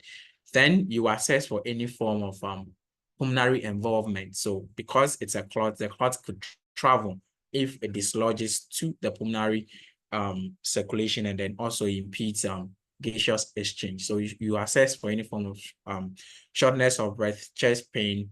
If it occurs, you quickly inform the healthcare provider. The clients might need some form of thrombolytics, okay, the tissue plasmogen and activators, which helps to dissolves the clots, okay, and you have to know that should be initiated within 5 days after the onset of the symptoms. So that is how the tissue plasminogen activator also works. It will help to dissolve the clots. So you also give your anticoagulant, your heparin. Heparin will help to prevent the clots from enlarging and then prevents subsequent clots from developing. Okay, so you give your heparin, and then when you are giving your heparin, you need to monitor the APTT levels and all those things to monitor for any form of bleedings and then how the medication is also working. You monitor the APTT level. I think I'll talk about it. Then you give warfarin as well too. We'll also talk about I think have some few things to talk about warfarin and heparin later on, but not today. So you start your warfarin as prescribed following heparin. You know that you can give the two together. So you give the two together, the heparin will start working. Later on, warfarin effect will also start. You also have to monitor the INR levels, you monitor the PT levels as well when you are giving your warfarin, and then you monitor for side effect, the medication you are giving, which is the anticoagulant, signs of those things. You are muted. Is there a question? You are muted. Okay, thank you. So that is on DVT or deep venous thrombophlebitis. The education is very, very important. I think throughout the presentation, I've talked about some of the education. So one thing is you have to monitor the side effects of the anticoagulants. You instruct clients about things they have to do, especially if they want to shave, they have to use electric shaving machines and they shouldn't use razors, and then they have to monitor for signs of bleeding as well. And then you avoid prolonged sitting and then standing and then constrictive clothing. We know that all these things would either lead to venous stasis and then hypercoagulability and all those, that will lead to clots forming. So patient has to be aware of these things and avoid them. Then they have to elevate the leg for about 10 to 15 minutes every few hours as well. Plan progressive walking. So like I was telling you, if there is DVT, they can walk or they can ambulate, but they must make sure that they are doing this gradually. So then you also inspect for any form of edema, you measure the circumference, then you wear your stockings. So the stockings, if the patient, like I said, if there is any active DVT, stockings are not used, but after the resolution of the problem, that is when you use your stockings. Then you avoid smoking. We know that this is cardio. And so with smoking, the nicotines and all those bad chemicals within the smokes could lead to atherosclerosis or could lead to clot forming. So so patient would have to, it affects the integrity of the vessels and all those things. And smoking itself is not good. So patient has to avoid it. Then avoid any medications unless the healthcare provider has prescribed it as well too. The importance of follow-up, labs and those things, medical alert bracelets. So in case there's an emergency, the healthcare provider or whoever will attend to the patient will know that this patient has a history of DVT. So this and this would have to be done for the patient. So that is generally on DVT. If you have a question on DVT, you have an input on DVT you want to make, you can make before we do venous insufficiency.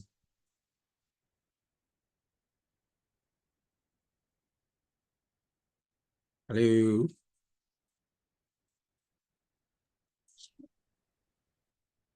Okay. Are my people with me or they've all run away? Yeah, here. By the time you turn back, all your students have left the class. You are the only person standing there. All right, thank you. So that's just by the way. Let's do venous insufficiency. So now we are coming to look at venous insufficiency. And so we know that anatomically, we have oxygenated blood, we have unoxygenated blood. The oxygenated bloods are circulated through the arteries to the various part of the body for usage. And then afterwards, the unoxygenated, or after the oxygen has been used, what will be left, or the unoxygenated one, would have to be returned back to the heart, okay, for oxygenation to continue, and then to be returned back and all those things. And so the function of the returning of the unoxygenated blood is done by the veins, okay, is done by the veins. And so in venous insufficiency, and what helps with the return of the unoxygenated blood is it's either it will pass through the veins, and then the heart valves will also play a role in it. And then you also some muscles that will also help propel the blood through the blood vessel or through the veins. And so if you have any issue with what we call the veins itself, or you have any issue with the heart valves, or you have any issue with the muscles that will help with its process, you could have blood retaining within the veins, okay, specifically in the lower extremities. Okay, so if you have any issue with the heart valves, you have issue with the veins itself, or you have any issue with the muscles, at the end of the day, the patients would have, or the person would have blood staying within the vessels instead of the blood returning back to the heart for it to be oxygenated and then returning back. That process will be affected or will be impeded. And so at the end of the day, you have blood staying within the what? Within the blood vessels. And so that is what venous insufficiency is all about. The unoxygenated blood is not able to return back to the heart for oxygenation process to continue from there again.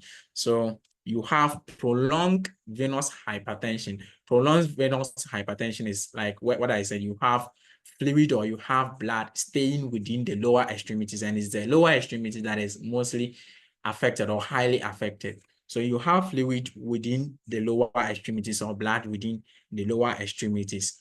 And when it happens, what it does is that it stretches the veins, and that damages the valves as well too. So you see the veins getting stretched. And so when it gets stretched, more fluid stays in there.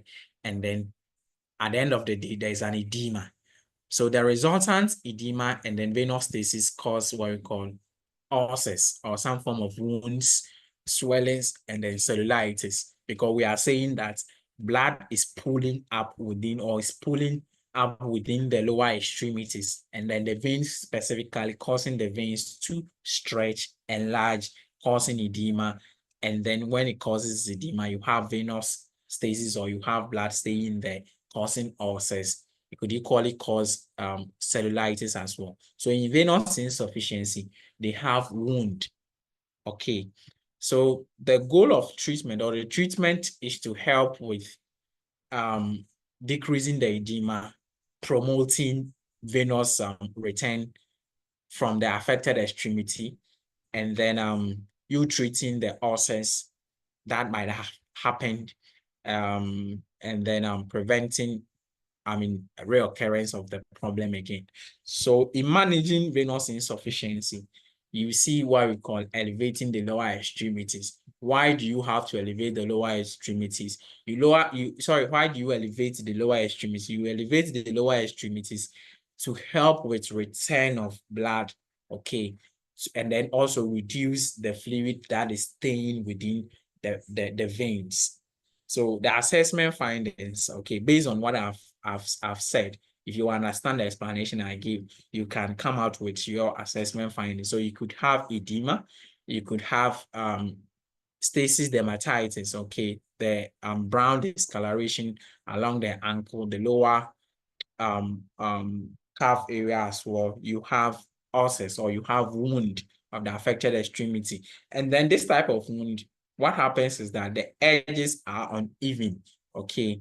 Ulcer with ulcer bed is pink, so that means that when you do your assessment, the wound beds, okay, the inner of the wound or the bed of the wound, you know how to describe wounds, okay, it's pink in nature. And then you could have some form of granulations, usually located on the lateral malleus as well too. So in venous insufficiency, you have fluid that stays in there for quite a long time, leading to edema, cellulitis setting in. At the end of the day, there's going to be wounds, and mostly the wound edges are also uneven as well too. So these are the things that I would say with venous insufficiency in terms of the description and then the assessment findings. Now, the main interest is to elevate the legs. Okay, you elevate the legs, and then that will help with the return of blood to the heart. So for venous insufficiency, leg elevation is usually prescribed to assist with the return of blood to the heart. Okay, let's take good note of this. In terms of which one you elevate between something like we'll do the arterial 1-2 or peripheral artery disease. We'll do that very soon, so you know as to whether we elevate or we don't elevate. But in venous insufficiency, based on what we've said, you have to elevate to promote return of blood back to the heart. Then you also instruct the use of elastic or compressive stockings. Here you are asking the patient to wear the stockings to help with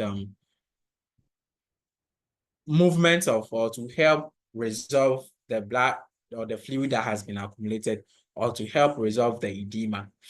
Okay, so you have to instruct the client to wear elastic or compressive stockings during the day and evening if that is prescribed. You instruct the client to put on elastic stockings on walking before getting out of bed. Then stocking may be necessary for the remainder of the client's life as well too. So that is something we should also know. Then we also have to inform clients to avoid sitting for a very long time, because when you sit for a long time, you know that the legs will be lowered, or the lower extremity will be lowered. And so when it's lowered, the return of fluid will be affected. And so you don't encourage clients to sit for a long time or stand for a very long time. And then they also have to avoid constrictive clothing. Crossing their legs should also be avoided as well. Instruct clients to elevate the legs above the heart level for about 10 to 20 minutes every few hours each day to help with the venous return. So over here, you have to elevate the leg above heart levels. Okay. Then you will instruct clients with the use of intermittent sequential pneumatic compressive device, which will all help with the resolution of the edema and then promote what we call venous return. Then if there is ulcers, okay, you have to tell patients not to wear the compressive device directly over the ulcers, because the ulcers are wound. And so you wouldn't want the stockings to compress on the wounds, but rather patient would definitely go for dressing. So they must make sure that they are wearing their stockings or their compressive devices over the dressings, but not directly on the wound. Okay, so that is on venous insufficiency. If you have any inputs, any question, any addition you want to make, on venous insufficiency, you can also add up or you can ask your questions, and we'll try to also address it as much as possible. Yes. Hello. Yes. Please, about the intermittent sequential pneumatic, I want to get it. I didn't capture everything. Is it to wear it 1 hour in the morning or evening? Okay, so the consistency of it, like as to whether they have to, the timing they have to wear it, it's not really, but the thing is that they will need it, like it says that they use it twice daily in for, okay, I think the timing is there.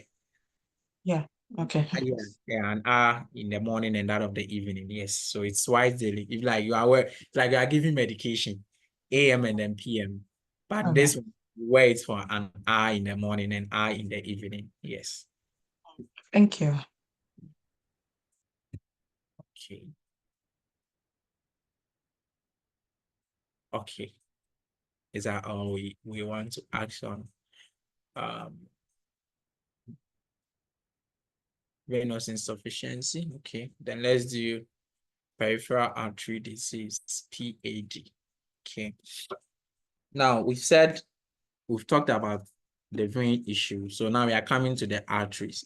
And so we also know that the arteries carries oxygenated blood to the various part of the body. So this specifically, we are referring much to the lower extremities or higher extremities. And so if you have any form of issue or an occlusion of the arteries, that means that the affected area will not get oxygenated blood.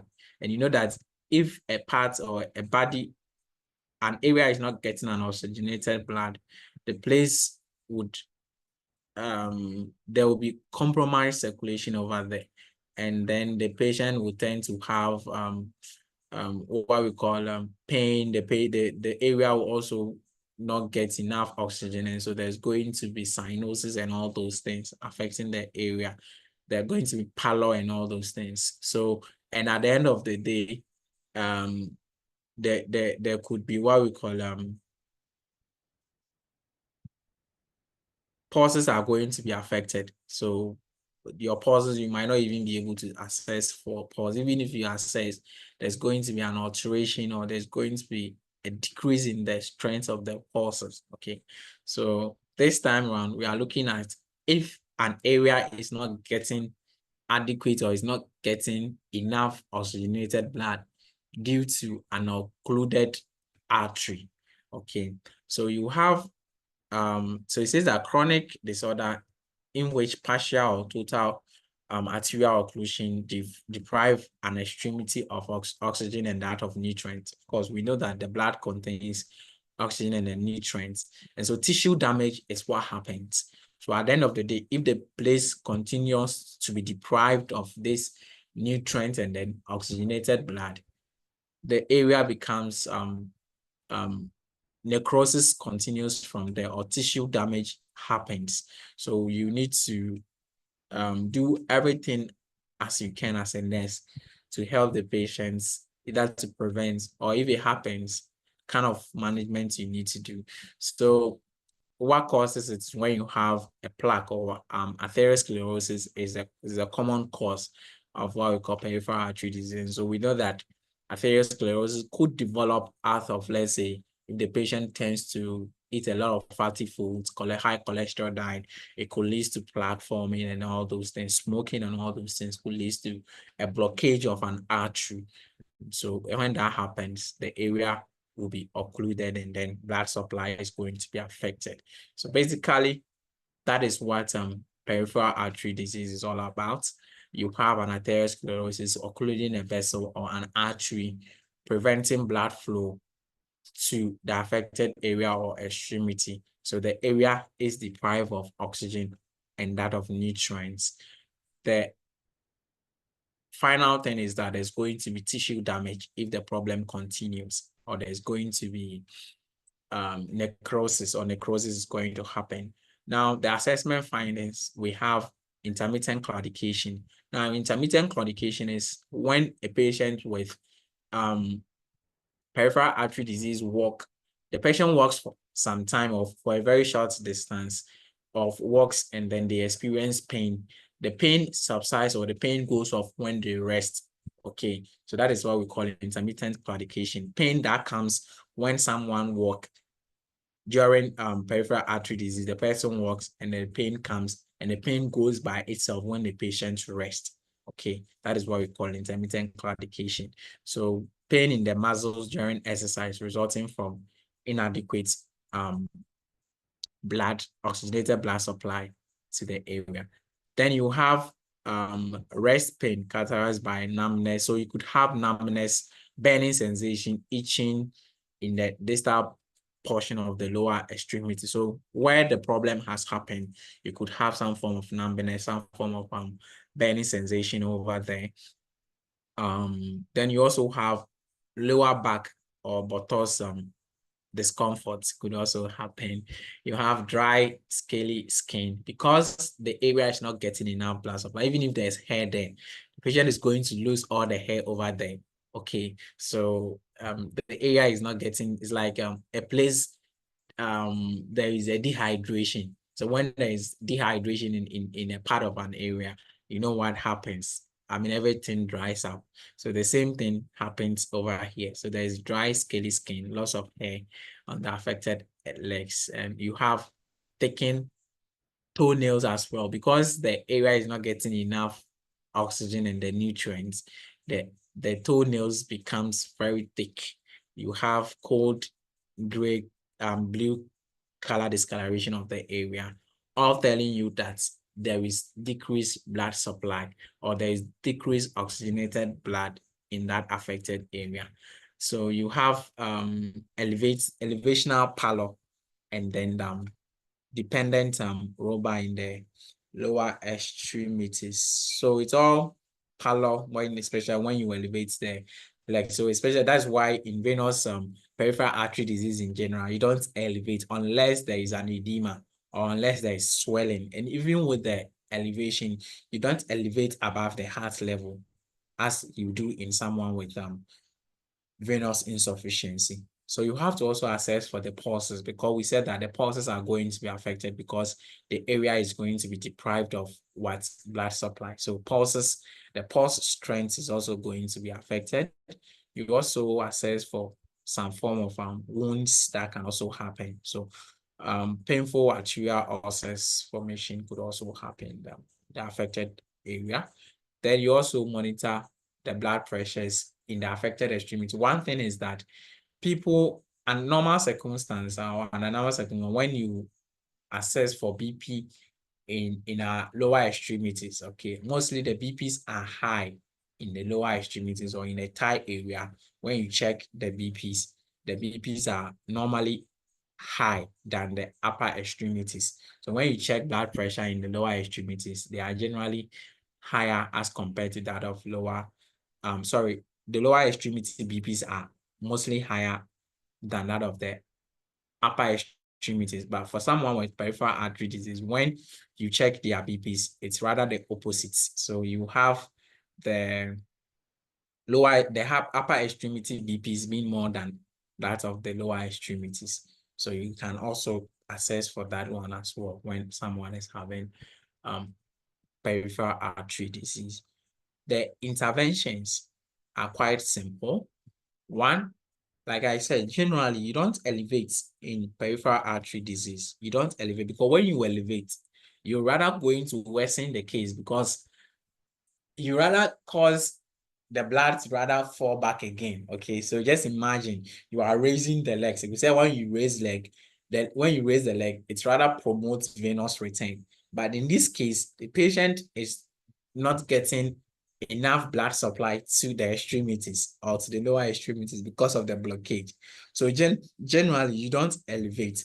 But if there is swelling or there is an edema or there is swelling, the patient is having some form of swelling.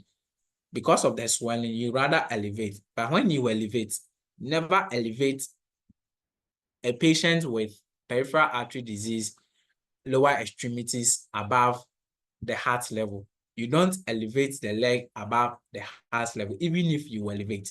you don't elevate it above the heart level. So you can elevate when there is any form of swelling in the extremities. You can elevate, but make sure that you are not doing it above the heart level. Okay. Then you assess for the pain. You also monitor for extremity, for any form of color discoloration, the pulses you need to monitor. You obtain distal extremity blood pressures, like we said, to ascertain as to whether there's any difference, or the upper extremity pressures are more than the lower extremities. You assess for any ulcers because of the tissue damage that can happen. It could lead to gangrene. So you have to assess for signs of gangrene as well. Then you assist with the patient exercise, and then if the patient will need to do exercise, the patient will have to do it slowly to promote what we call arterial blood flow. And then with intermittent claudication, remember we say intermittent claudication is when the patient walks and then pain comes about. So what you can do is that the patient can walk, but make sure that during intermittent claudication, encourage the patient to rest when the pain comes, and then they continue when the pain subsides. That is the protocol for managing intermittent claudication. You don't tell the patient that if they experience intermittent claudication, they should avoid walking at all because of intermittent claudication. Patient doesn't avoid walking. They would rather have to walk, but they walk when the pain comes, they stop the walking, they rest. When the pain subsides, then they continue with their pain. Then you also have to avoid, patient has to avoid crossing their legs, because when you cross the legs, it further impedes or occludes the vessels, and that would also affect circulation to the extremity. Then they have to avoid exposure to cold. What does cold does? We know that cold will cause the vessels to constrict. So when the vessels constrict, blood flow through it is going to also be affected. So they will need to avoid anything that causes venous constriction as much as possible. They have to wear what we call socks or insulated shoes in cold weathers. Okay, if there's cold, they will need to wear socks and then insulated shoes as much as possible. Instruct clients never to apply direct heat on the extremity, because the extremities are not getting enough supply. Sometimes even the nerves over there are going, because we're saying that tissue damage will happen, there's going to be gangrene, and so their nerves are going to be affected. So their ability to even sense difference with heat or difference with temperatures are also going to be affected. So when you apply heat there, they wouldn't even be able to feel that there is heat has been even applied here. So they can have what we call bends. Okay, so you don't have to ask them, or they don't have to apply direct heat to the affected extremity, so such as heat paddings or hots, because of bends that can happen. So they have decreased sensitivity. Yes, Ruth. Please, thank you. But I would like to ask for further explanation concerning the heat application. Okay. Because from one of the interventions, we read that cold too is not good for them. And so as a patient, extreme cold or cold at the extremity too, we should avoid that. And so if a patient wants to bath using warm water, how does this thing So you see what I said. They shouldn't applying hot at the affected area, and bathing hot water is different. Or sorry, they shouldn't not even bathing hot. Warm water is different from hot. Okay. I get me. Okay. And then it says that they shouldn't apply it directly at the affected area. Okay, because at the affected area, their sensitivity to differentiating between in terms of the heat is affected. So they can't feel either there's heat or something, so they can't feel it. And so when you apply, even if they are burning, they wouldn't be able to feel that the area is burning. I get me, Madam Rhodes. Yes, please. So that is why they will need to make sure they don't apply heat directly to the affected extremity. They can bath with their cold, their warm water and those things, okay? But at the affected extremity, they don't apply heat, okay, or hot water directly at the area. Then you have to inspect the extremities for any form of skin breaks, okay? Because healing is also going to be affected if there is any form of skin breaks or there is wound over there. So they will need to inspect the extremities or the affected area daily. Then they have to avoid smoking, okay, tobacco, smoking because of its vasoconstrictive nature. And then you instruct clients on the use of antiplatelets medications as prescribed. The side effects of all medications they will be given. They would have to understand the side effect of them as well. We have the management of it, okay, aside, assisting the patients, walking and all those things. If the occlusion still happens and then they are not able to, it causes a lot of problem. What happens is that they will need to harvest what we call a vessel somewhere and then bypass the area, just like what we did when we're talking about the bypass graft surgery in the heart itself. Over here too, you could have peripheral artery bypass surgery, where you have the area where you have the clots forming or you have the occlusion. They will need to use a vessel that has been harvested somewhere. They will bypass the affected area so that they can establish what we call blood flow to the area. Okay, so that is peripheral artery bypass surgery that can be done. Patient's preparation, I wouldn't go much into it because it's just a bypass surgery that would have to be just understand it from that point that they would have to bypass the affected area with a harvested vessel from a different area so they can establish blood supply to the affected extremity. Now, the preparations are simple. Vital signs, very important, especially pulses. You need to assess pulses. You assess the pulses and then you look at the pulse. You keep it down so that if the patient goes in for the procedure and they come back, you have to compare to see as to whether there is any alteration in the pulses, which could tell you that there is an occlusion of the area that has been worked on. Then you have to pass your IV line catheter, very important. Then you have to make sure maybe probably patient has a central venous catheter in place or arterial line in place if that is needed. The management after the procedure, you need to monitor vital signs because it's a surgical procedure. You monitor for any signs of bleeding, which will be evidenced during with hypotension, and then you have to monitor for hypertension, which may place stress on the graft and then cause clots to form. You make sure that patient maintain bed rest for about 24 hours after the procedure. That would also be needed. Then you instruct clients to keep the extremities straight, okay, and then limit movements, avoid bending of the knee, because when they bend the knee after the procedure has been done, it could affect the integrity of the grafts and even cause clots forming and all those things. You monitor for warmth, redness, signs of infection, okay, and then if the area is also deprived of oxygen or blood, you know that there's also going to be some form of edema, discoloration, and all those things.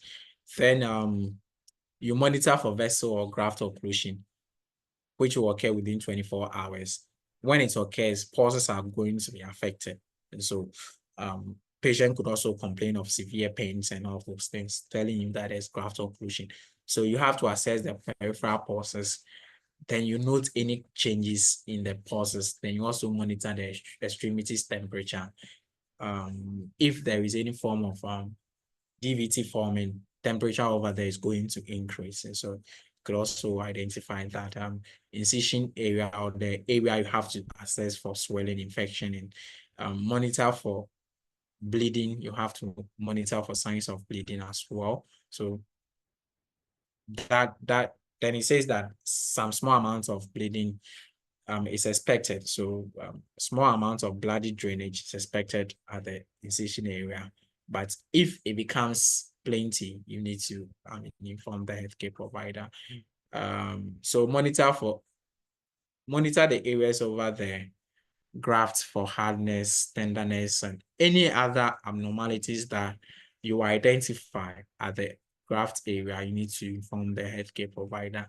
You monitor lifestyle modification, weight reduction, avoiding smoking, things that will prevent the plaque formation and then causes atherosclerosis. Patient will need to avoid them.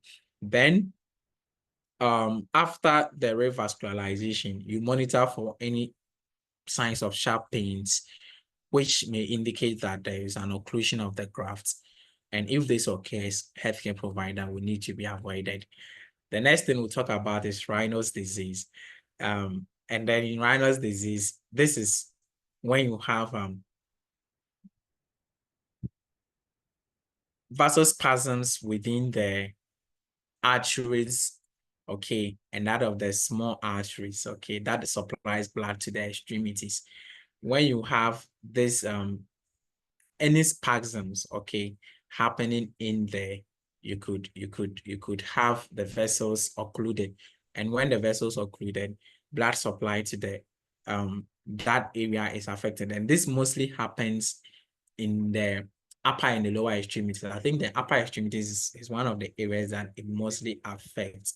Okay, so you have vasospasm causes constriction of the cutaneous vessels. Okay, so the arteries that supply blood to the lower extremities and the upper extremities. Here, the cause of it is not as a result of let's say atherosclerosis, but when you have a spasm. So when I say spasm, you have like what happens in someone with asthma. And so I believe as nurses, we understand vasospasm, the hypersensitivity or hyper movement of the blood vessels. When it happens that, okay, it will cause the vessels to occlude. And so when it occludes, blood flow through it's going to be impeded.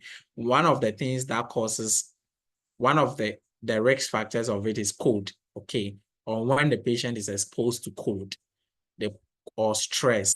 And so this is very common among women, okay. Yes, this is very common among women. When you compare in terms of men and women, which of them are most at risk for Raynaud's disease, it's most common among women. So cold exposure and then that of stress. When stress could cause vasospasms, that could lead to an occlusion of the vessels. Cold as well too could also lead to an occlusion of the vessel. And so that would also affect blood flow. So the affected extremities are the affected area is mostly the fingers, the toes, the ears, and then you could have the cheeks also affected as well. But I think the hands or the fingers are most areas that are mostly affected.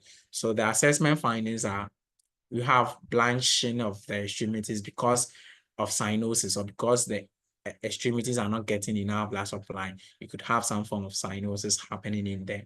Then you have reddening tissue when the vasospasm is released. So the area that was occluded with the area that was affected after the thing has resolved, okay, or after the vasospasm has been released, has been resolved, what happened is that if you assess the area, you see the area become very red or reddening tissue of the affected area after the vasospasm. Then you have numbness, tingling sensation, swellings, and then a cold temperature at the affected extremity. Why? Because the area is not getting enough oxygenated blood. The interventions are what I will entreat all of us to get, and so we keep it at the back of our mind, where you monitoring the pulses and then encouraging the patient to avoid cold temperatures. Okay, they are avoiding cold temperatures, they are avoiding stress, because we've gotten to understand that stress and then cold are one of the contributing factors, or they are, if it happens, patient would be at risk of it. So you instruct clients regarding medication therapy. If maybe they prescribe any form of medication they will need to take, then assist the client to identify and avoid precipitating factors such as cold and then stress. You instruct clients to avoid smoking, instruct them to wear warm clothing, okay, socks, gloves in cold weathers, and then advise them to also avoid anything that will cause injury to the affected extremity because of circulation being affected. So when there is injury, healing is also going to be of a concern to the patient. Then I'll end today's class with what we call Berger's disease, which is also very common among people who smoke. Okay. And because when you compare between male and female, which people smokes a lot, you get to understand that male smokes a lot of time. And so you have to understand that males are more at risk of getting Berger's disease if you compare it with that of females. So you have an occlusion of the veins and that of the artery. So this time around in what we call Raynaud's disease, we said that it's mostly affect the arteries, okay, but in that of Berger's, it affects that of the arteries and the veins when you have an occlusion. Again, you could also have what we call the cold and all those things also being a contributing factor over here too. But smoking is one of the major contributing factor here. So the distal upper and lower extremities are affected most commonly. The assessment findings, intermittent claudication. We've explained what intermittent claudication is.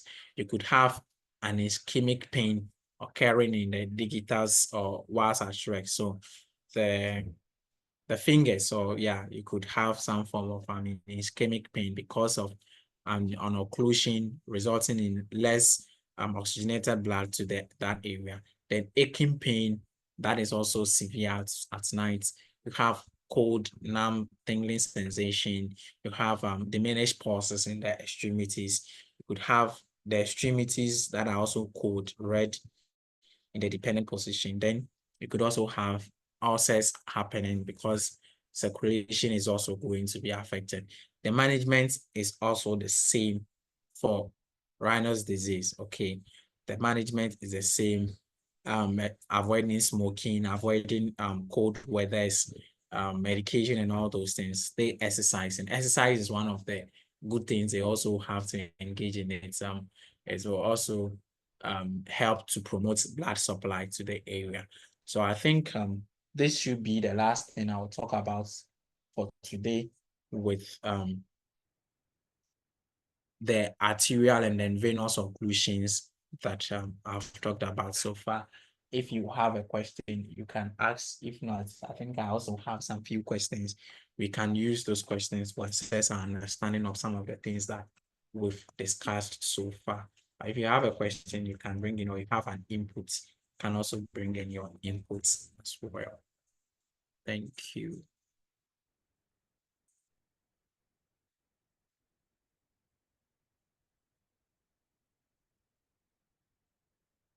Okay. Are we tired for the 3 hours? Are we tired? No, we are not. I'm not tired. All right. Let's see some few. Okay.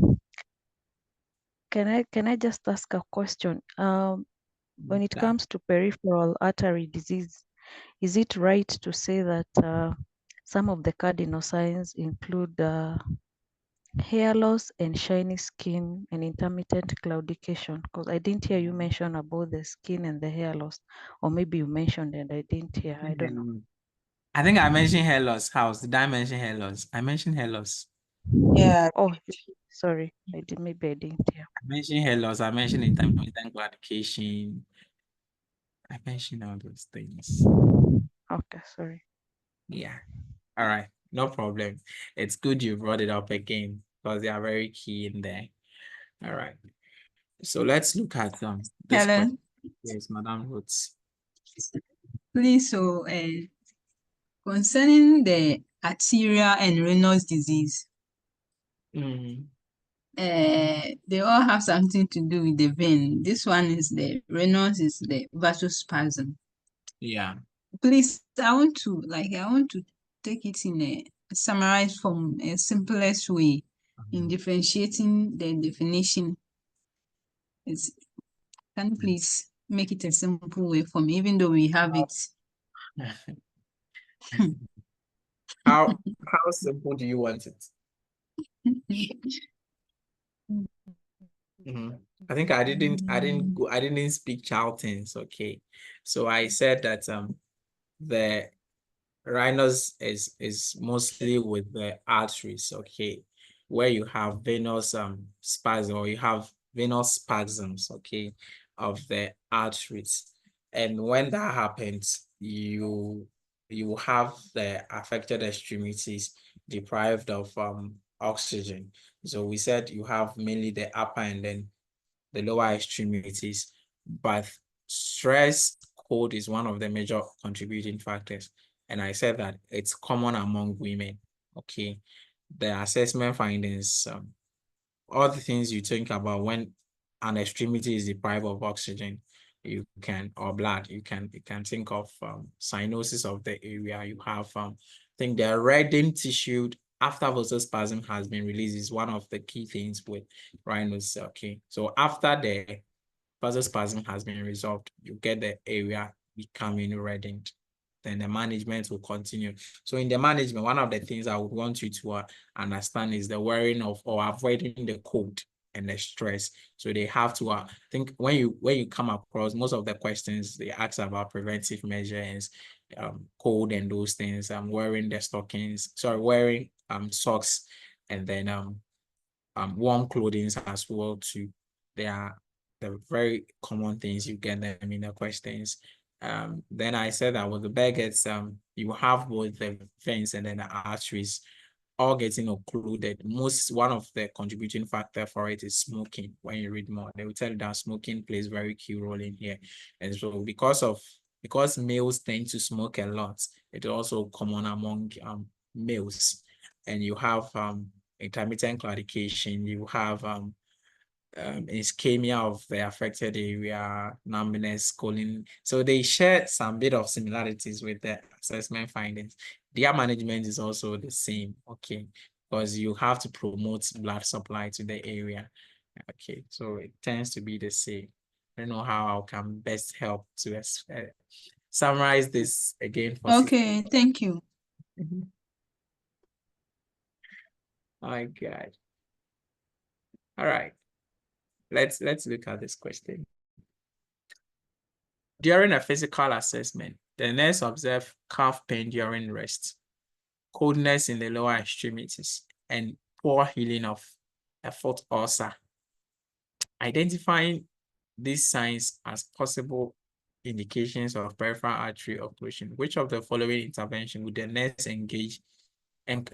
encourage in order to best promote vasodilation? Avoid eating low-fat foods, elevate the legs above the heart levels, reduce smoking behaviors, enrollment in a marathon for exercise.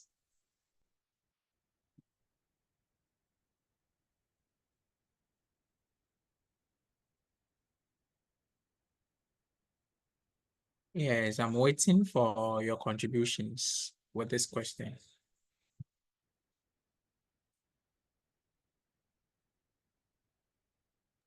Okay. I will go for option 1. Okay. Okay, so with the peripheral arterial occlusion, you made mention that it's mostly caused by atherosclerosis. So I know atherosclerosis is a fat deposition in the vessels. So if this person is able to avoid low-fat food, it can help to promote vasodilation. Sorry. So that's Okay, now was it Lako? yes. Lako, do you understand the meaning of the first statement, the first sentence? The first answer, do you understand it? Avoid eating low-fat foods. Read it again. Sorry. Do you I'll do, go for option 3. do you not understand it? Yeah. I was thinking it's high fat food, Sorry. All right. That's why I have to pay attention. You know the thing, right, Charlie? You see the thing I see. Wait here. I've killed it like that. All right. Is there anyone with different thing in mind? Or we all think the third one is the right thing? All right. I think we all agree that the third one is the right answer. So you have it here. The smoking is something that needs to be avoided in someone with peripheral artery disease. Clients should rather eat low fat foods, okay? They shouldn't avoid low fat food. So if it say avoid high fatty food, that is what is correct. But they don't avoid low fatty foods. They rather avoid high fatty foods. I think that is good here. A client was recently diagnosed with peripheral artery disorder of the lower extremities. Which statement is considered appropriate health teaching for these clients? Elevate your legs at rest to promote blood return. Stay indoor during winter and cold weather warnings. Dangle your legs at the edge of the bed for relief. Then wear compressive stockings throughout the day. Okay.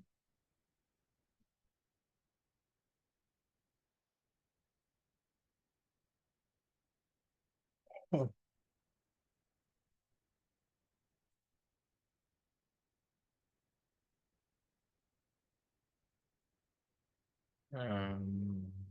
is talking? Why are we choosing those answers in the chat box? I see some answers in the chat box. Why these answers? Why are we going for 3? And why not going for 1? Why not going for 2? Why not going for 4? We are going for the third one. Who is talking? Or you have your rationales in your mind, eh? Let me talk. Okay, talk, Madam Lako. Okay, so I'm going for the dangling of the legs. So we said in peripheral artery diseases, we don't elevate the legs unless there's a swelling. Even with that, we don't do it above the heart level. We only dangle it away. Okay. And then with the option 1, it's absolutely not right to elevate. And then option 2, the cause of this condition is done by cold exposure. So the main cause is atherosclerosis. So I wouldn't go for that. And then with option 4, there's no need wearing compression here. We rather want blood to flow downwards to the legs. And so there's no need wearing stockings to rather prevent stasis of blood at that side. So that's the reason why I chose 3. Okay, that's fine. All right. Dam Lako has given us a perfect rationale or a perfect explanation of why she's going for the 3. And then she went through to all the options. So that's why this option, she's not going for it, why she's going for this option. And that, so I think that is fine. All right, so we have the answer here. All right. That's okay. So we have a student nurse explaining the concept of Vaquer's triad and the clinical manifestation it presents. Vaquer's triad consists of which of the following? SATA, hypercoagulability states, polycythemia, vascular injury, venous stasis, pulselessness.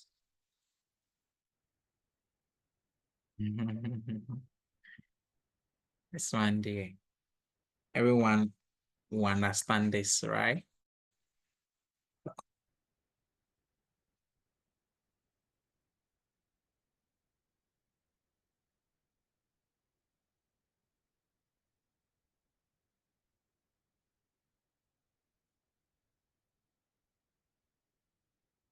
All right, Priscilla. I'm sorry, it's concerning the previous question. I'm sorry, my network kind of like went off for some time. I didn't get the correct answer, but I can answer this one too.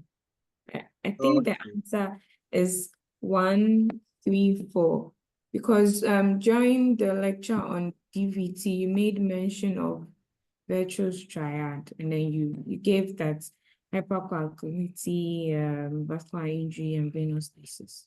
That's what I mean. So you wanted the answer for the previous question. Yes, yes, please. Yes. So we said that I think the answer was the third one. The and okay, yes. the dangling of the I think I didn't get it, so I want, even I suspected it's the dangling, but I think I just wanted an explanation to it because I was still a bit confused about the, I mean, between the elevation thing too. So okay. Madam Lako, will you help us? Please do. Thank you. Madam Lako. Madam Lako Yeah. gave us, I mean, a very good explanation. So I wanted to Okay. help us with. So we learned that with peripheral artery diseases, we don't elevate. One, the reason is we want blood supply to flow to the distal extremities. So if you elevate, you're rather taking blood supply away from that side. And elevation is only done in the venous insufficiency where there is stasis of blood there.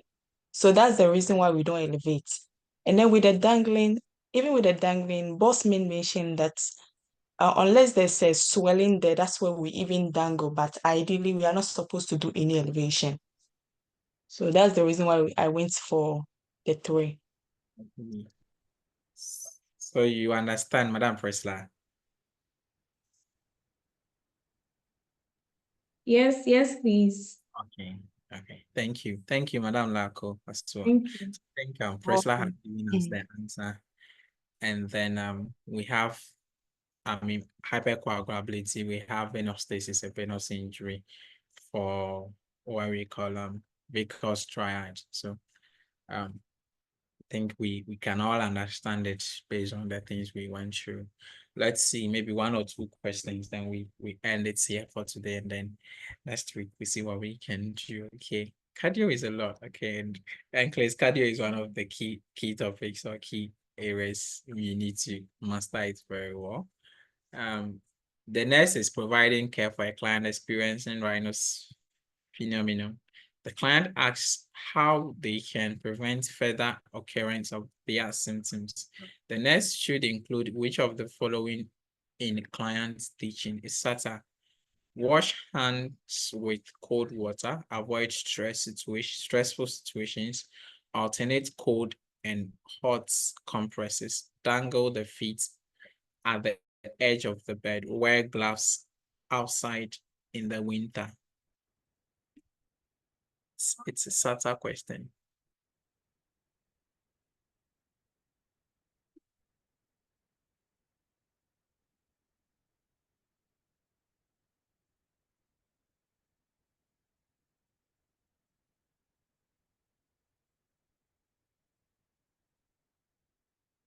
Okay, I think people are saying they'll go for 2-5 in the comment section, in the chat area. I see 2-5 there. Okay.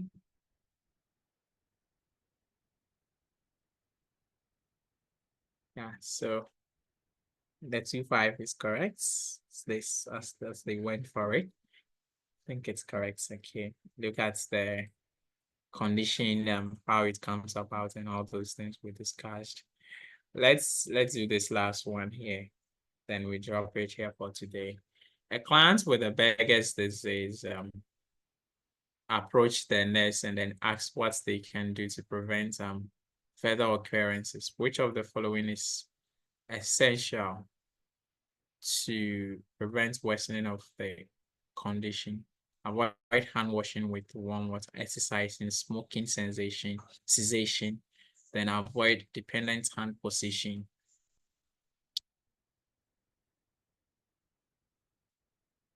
Yes. what do we think we need to be done to prevent further occurrences? Okay.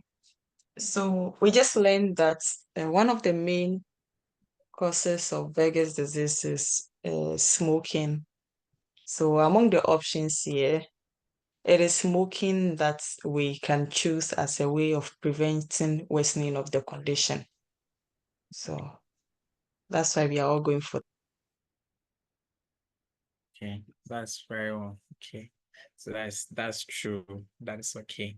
So I think I would end here for today. Next time we meet, we'll look at what we do. That there are a couple of things I'll also cover before we end with cardio, and then we look into something else as well too. So at this point, thank you all for being with me, staying with me throughout the 3 hour period. It's not easy, but yeah, thank you for your input as well too. If you have anything. Hi, Yeah. please, no, oh, you've turned off your screen. I wanted to take a screenshot of the Wanted something. now. Yes, No problem. but if you have, No problem, no problem. thank you, a screenshot of the rationale with the This dangling thing. No, after the, no, this with one. the dangling, no, with the dangling of feet. Just take a picture of it, please. Thank you. This one. No. This one. Yes, this one. Thank you. Okay, done. Thank you. Thank you. Okay, so I think if there is no further question or inputs, we can drop it here for today. Okay. We meet again next week. See you all. Bye. Bye. Thank you.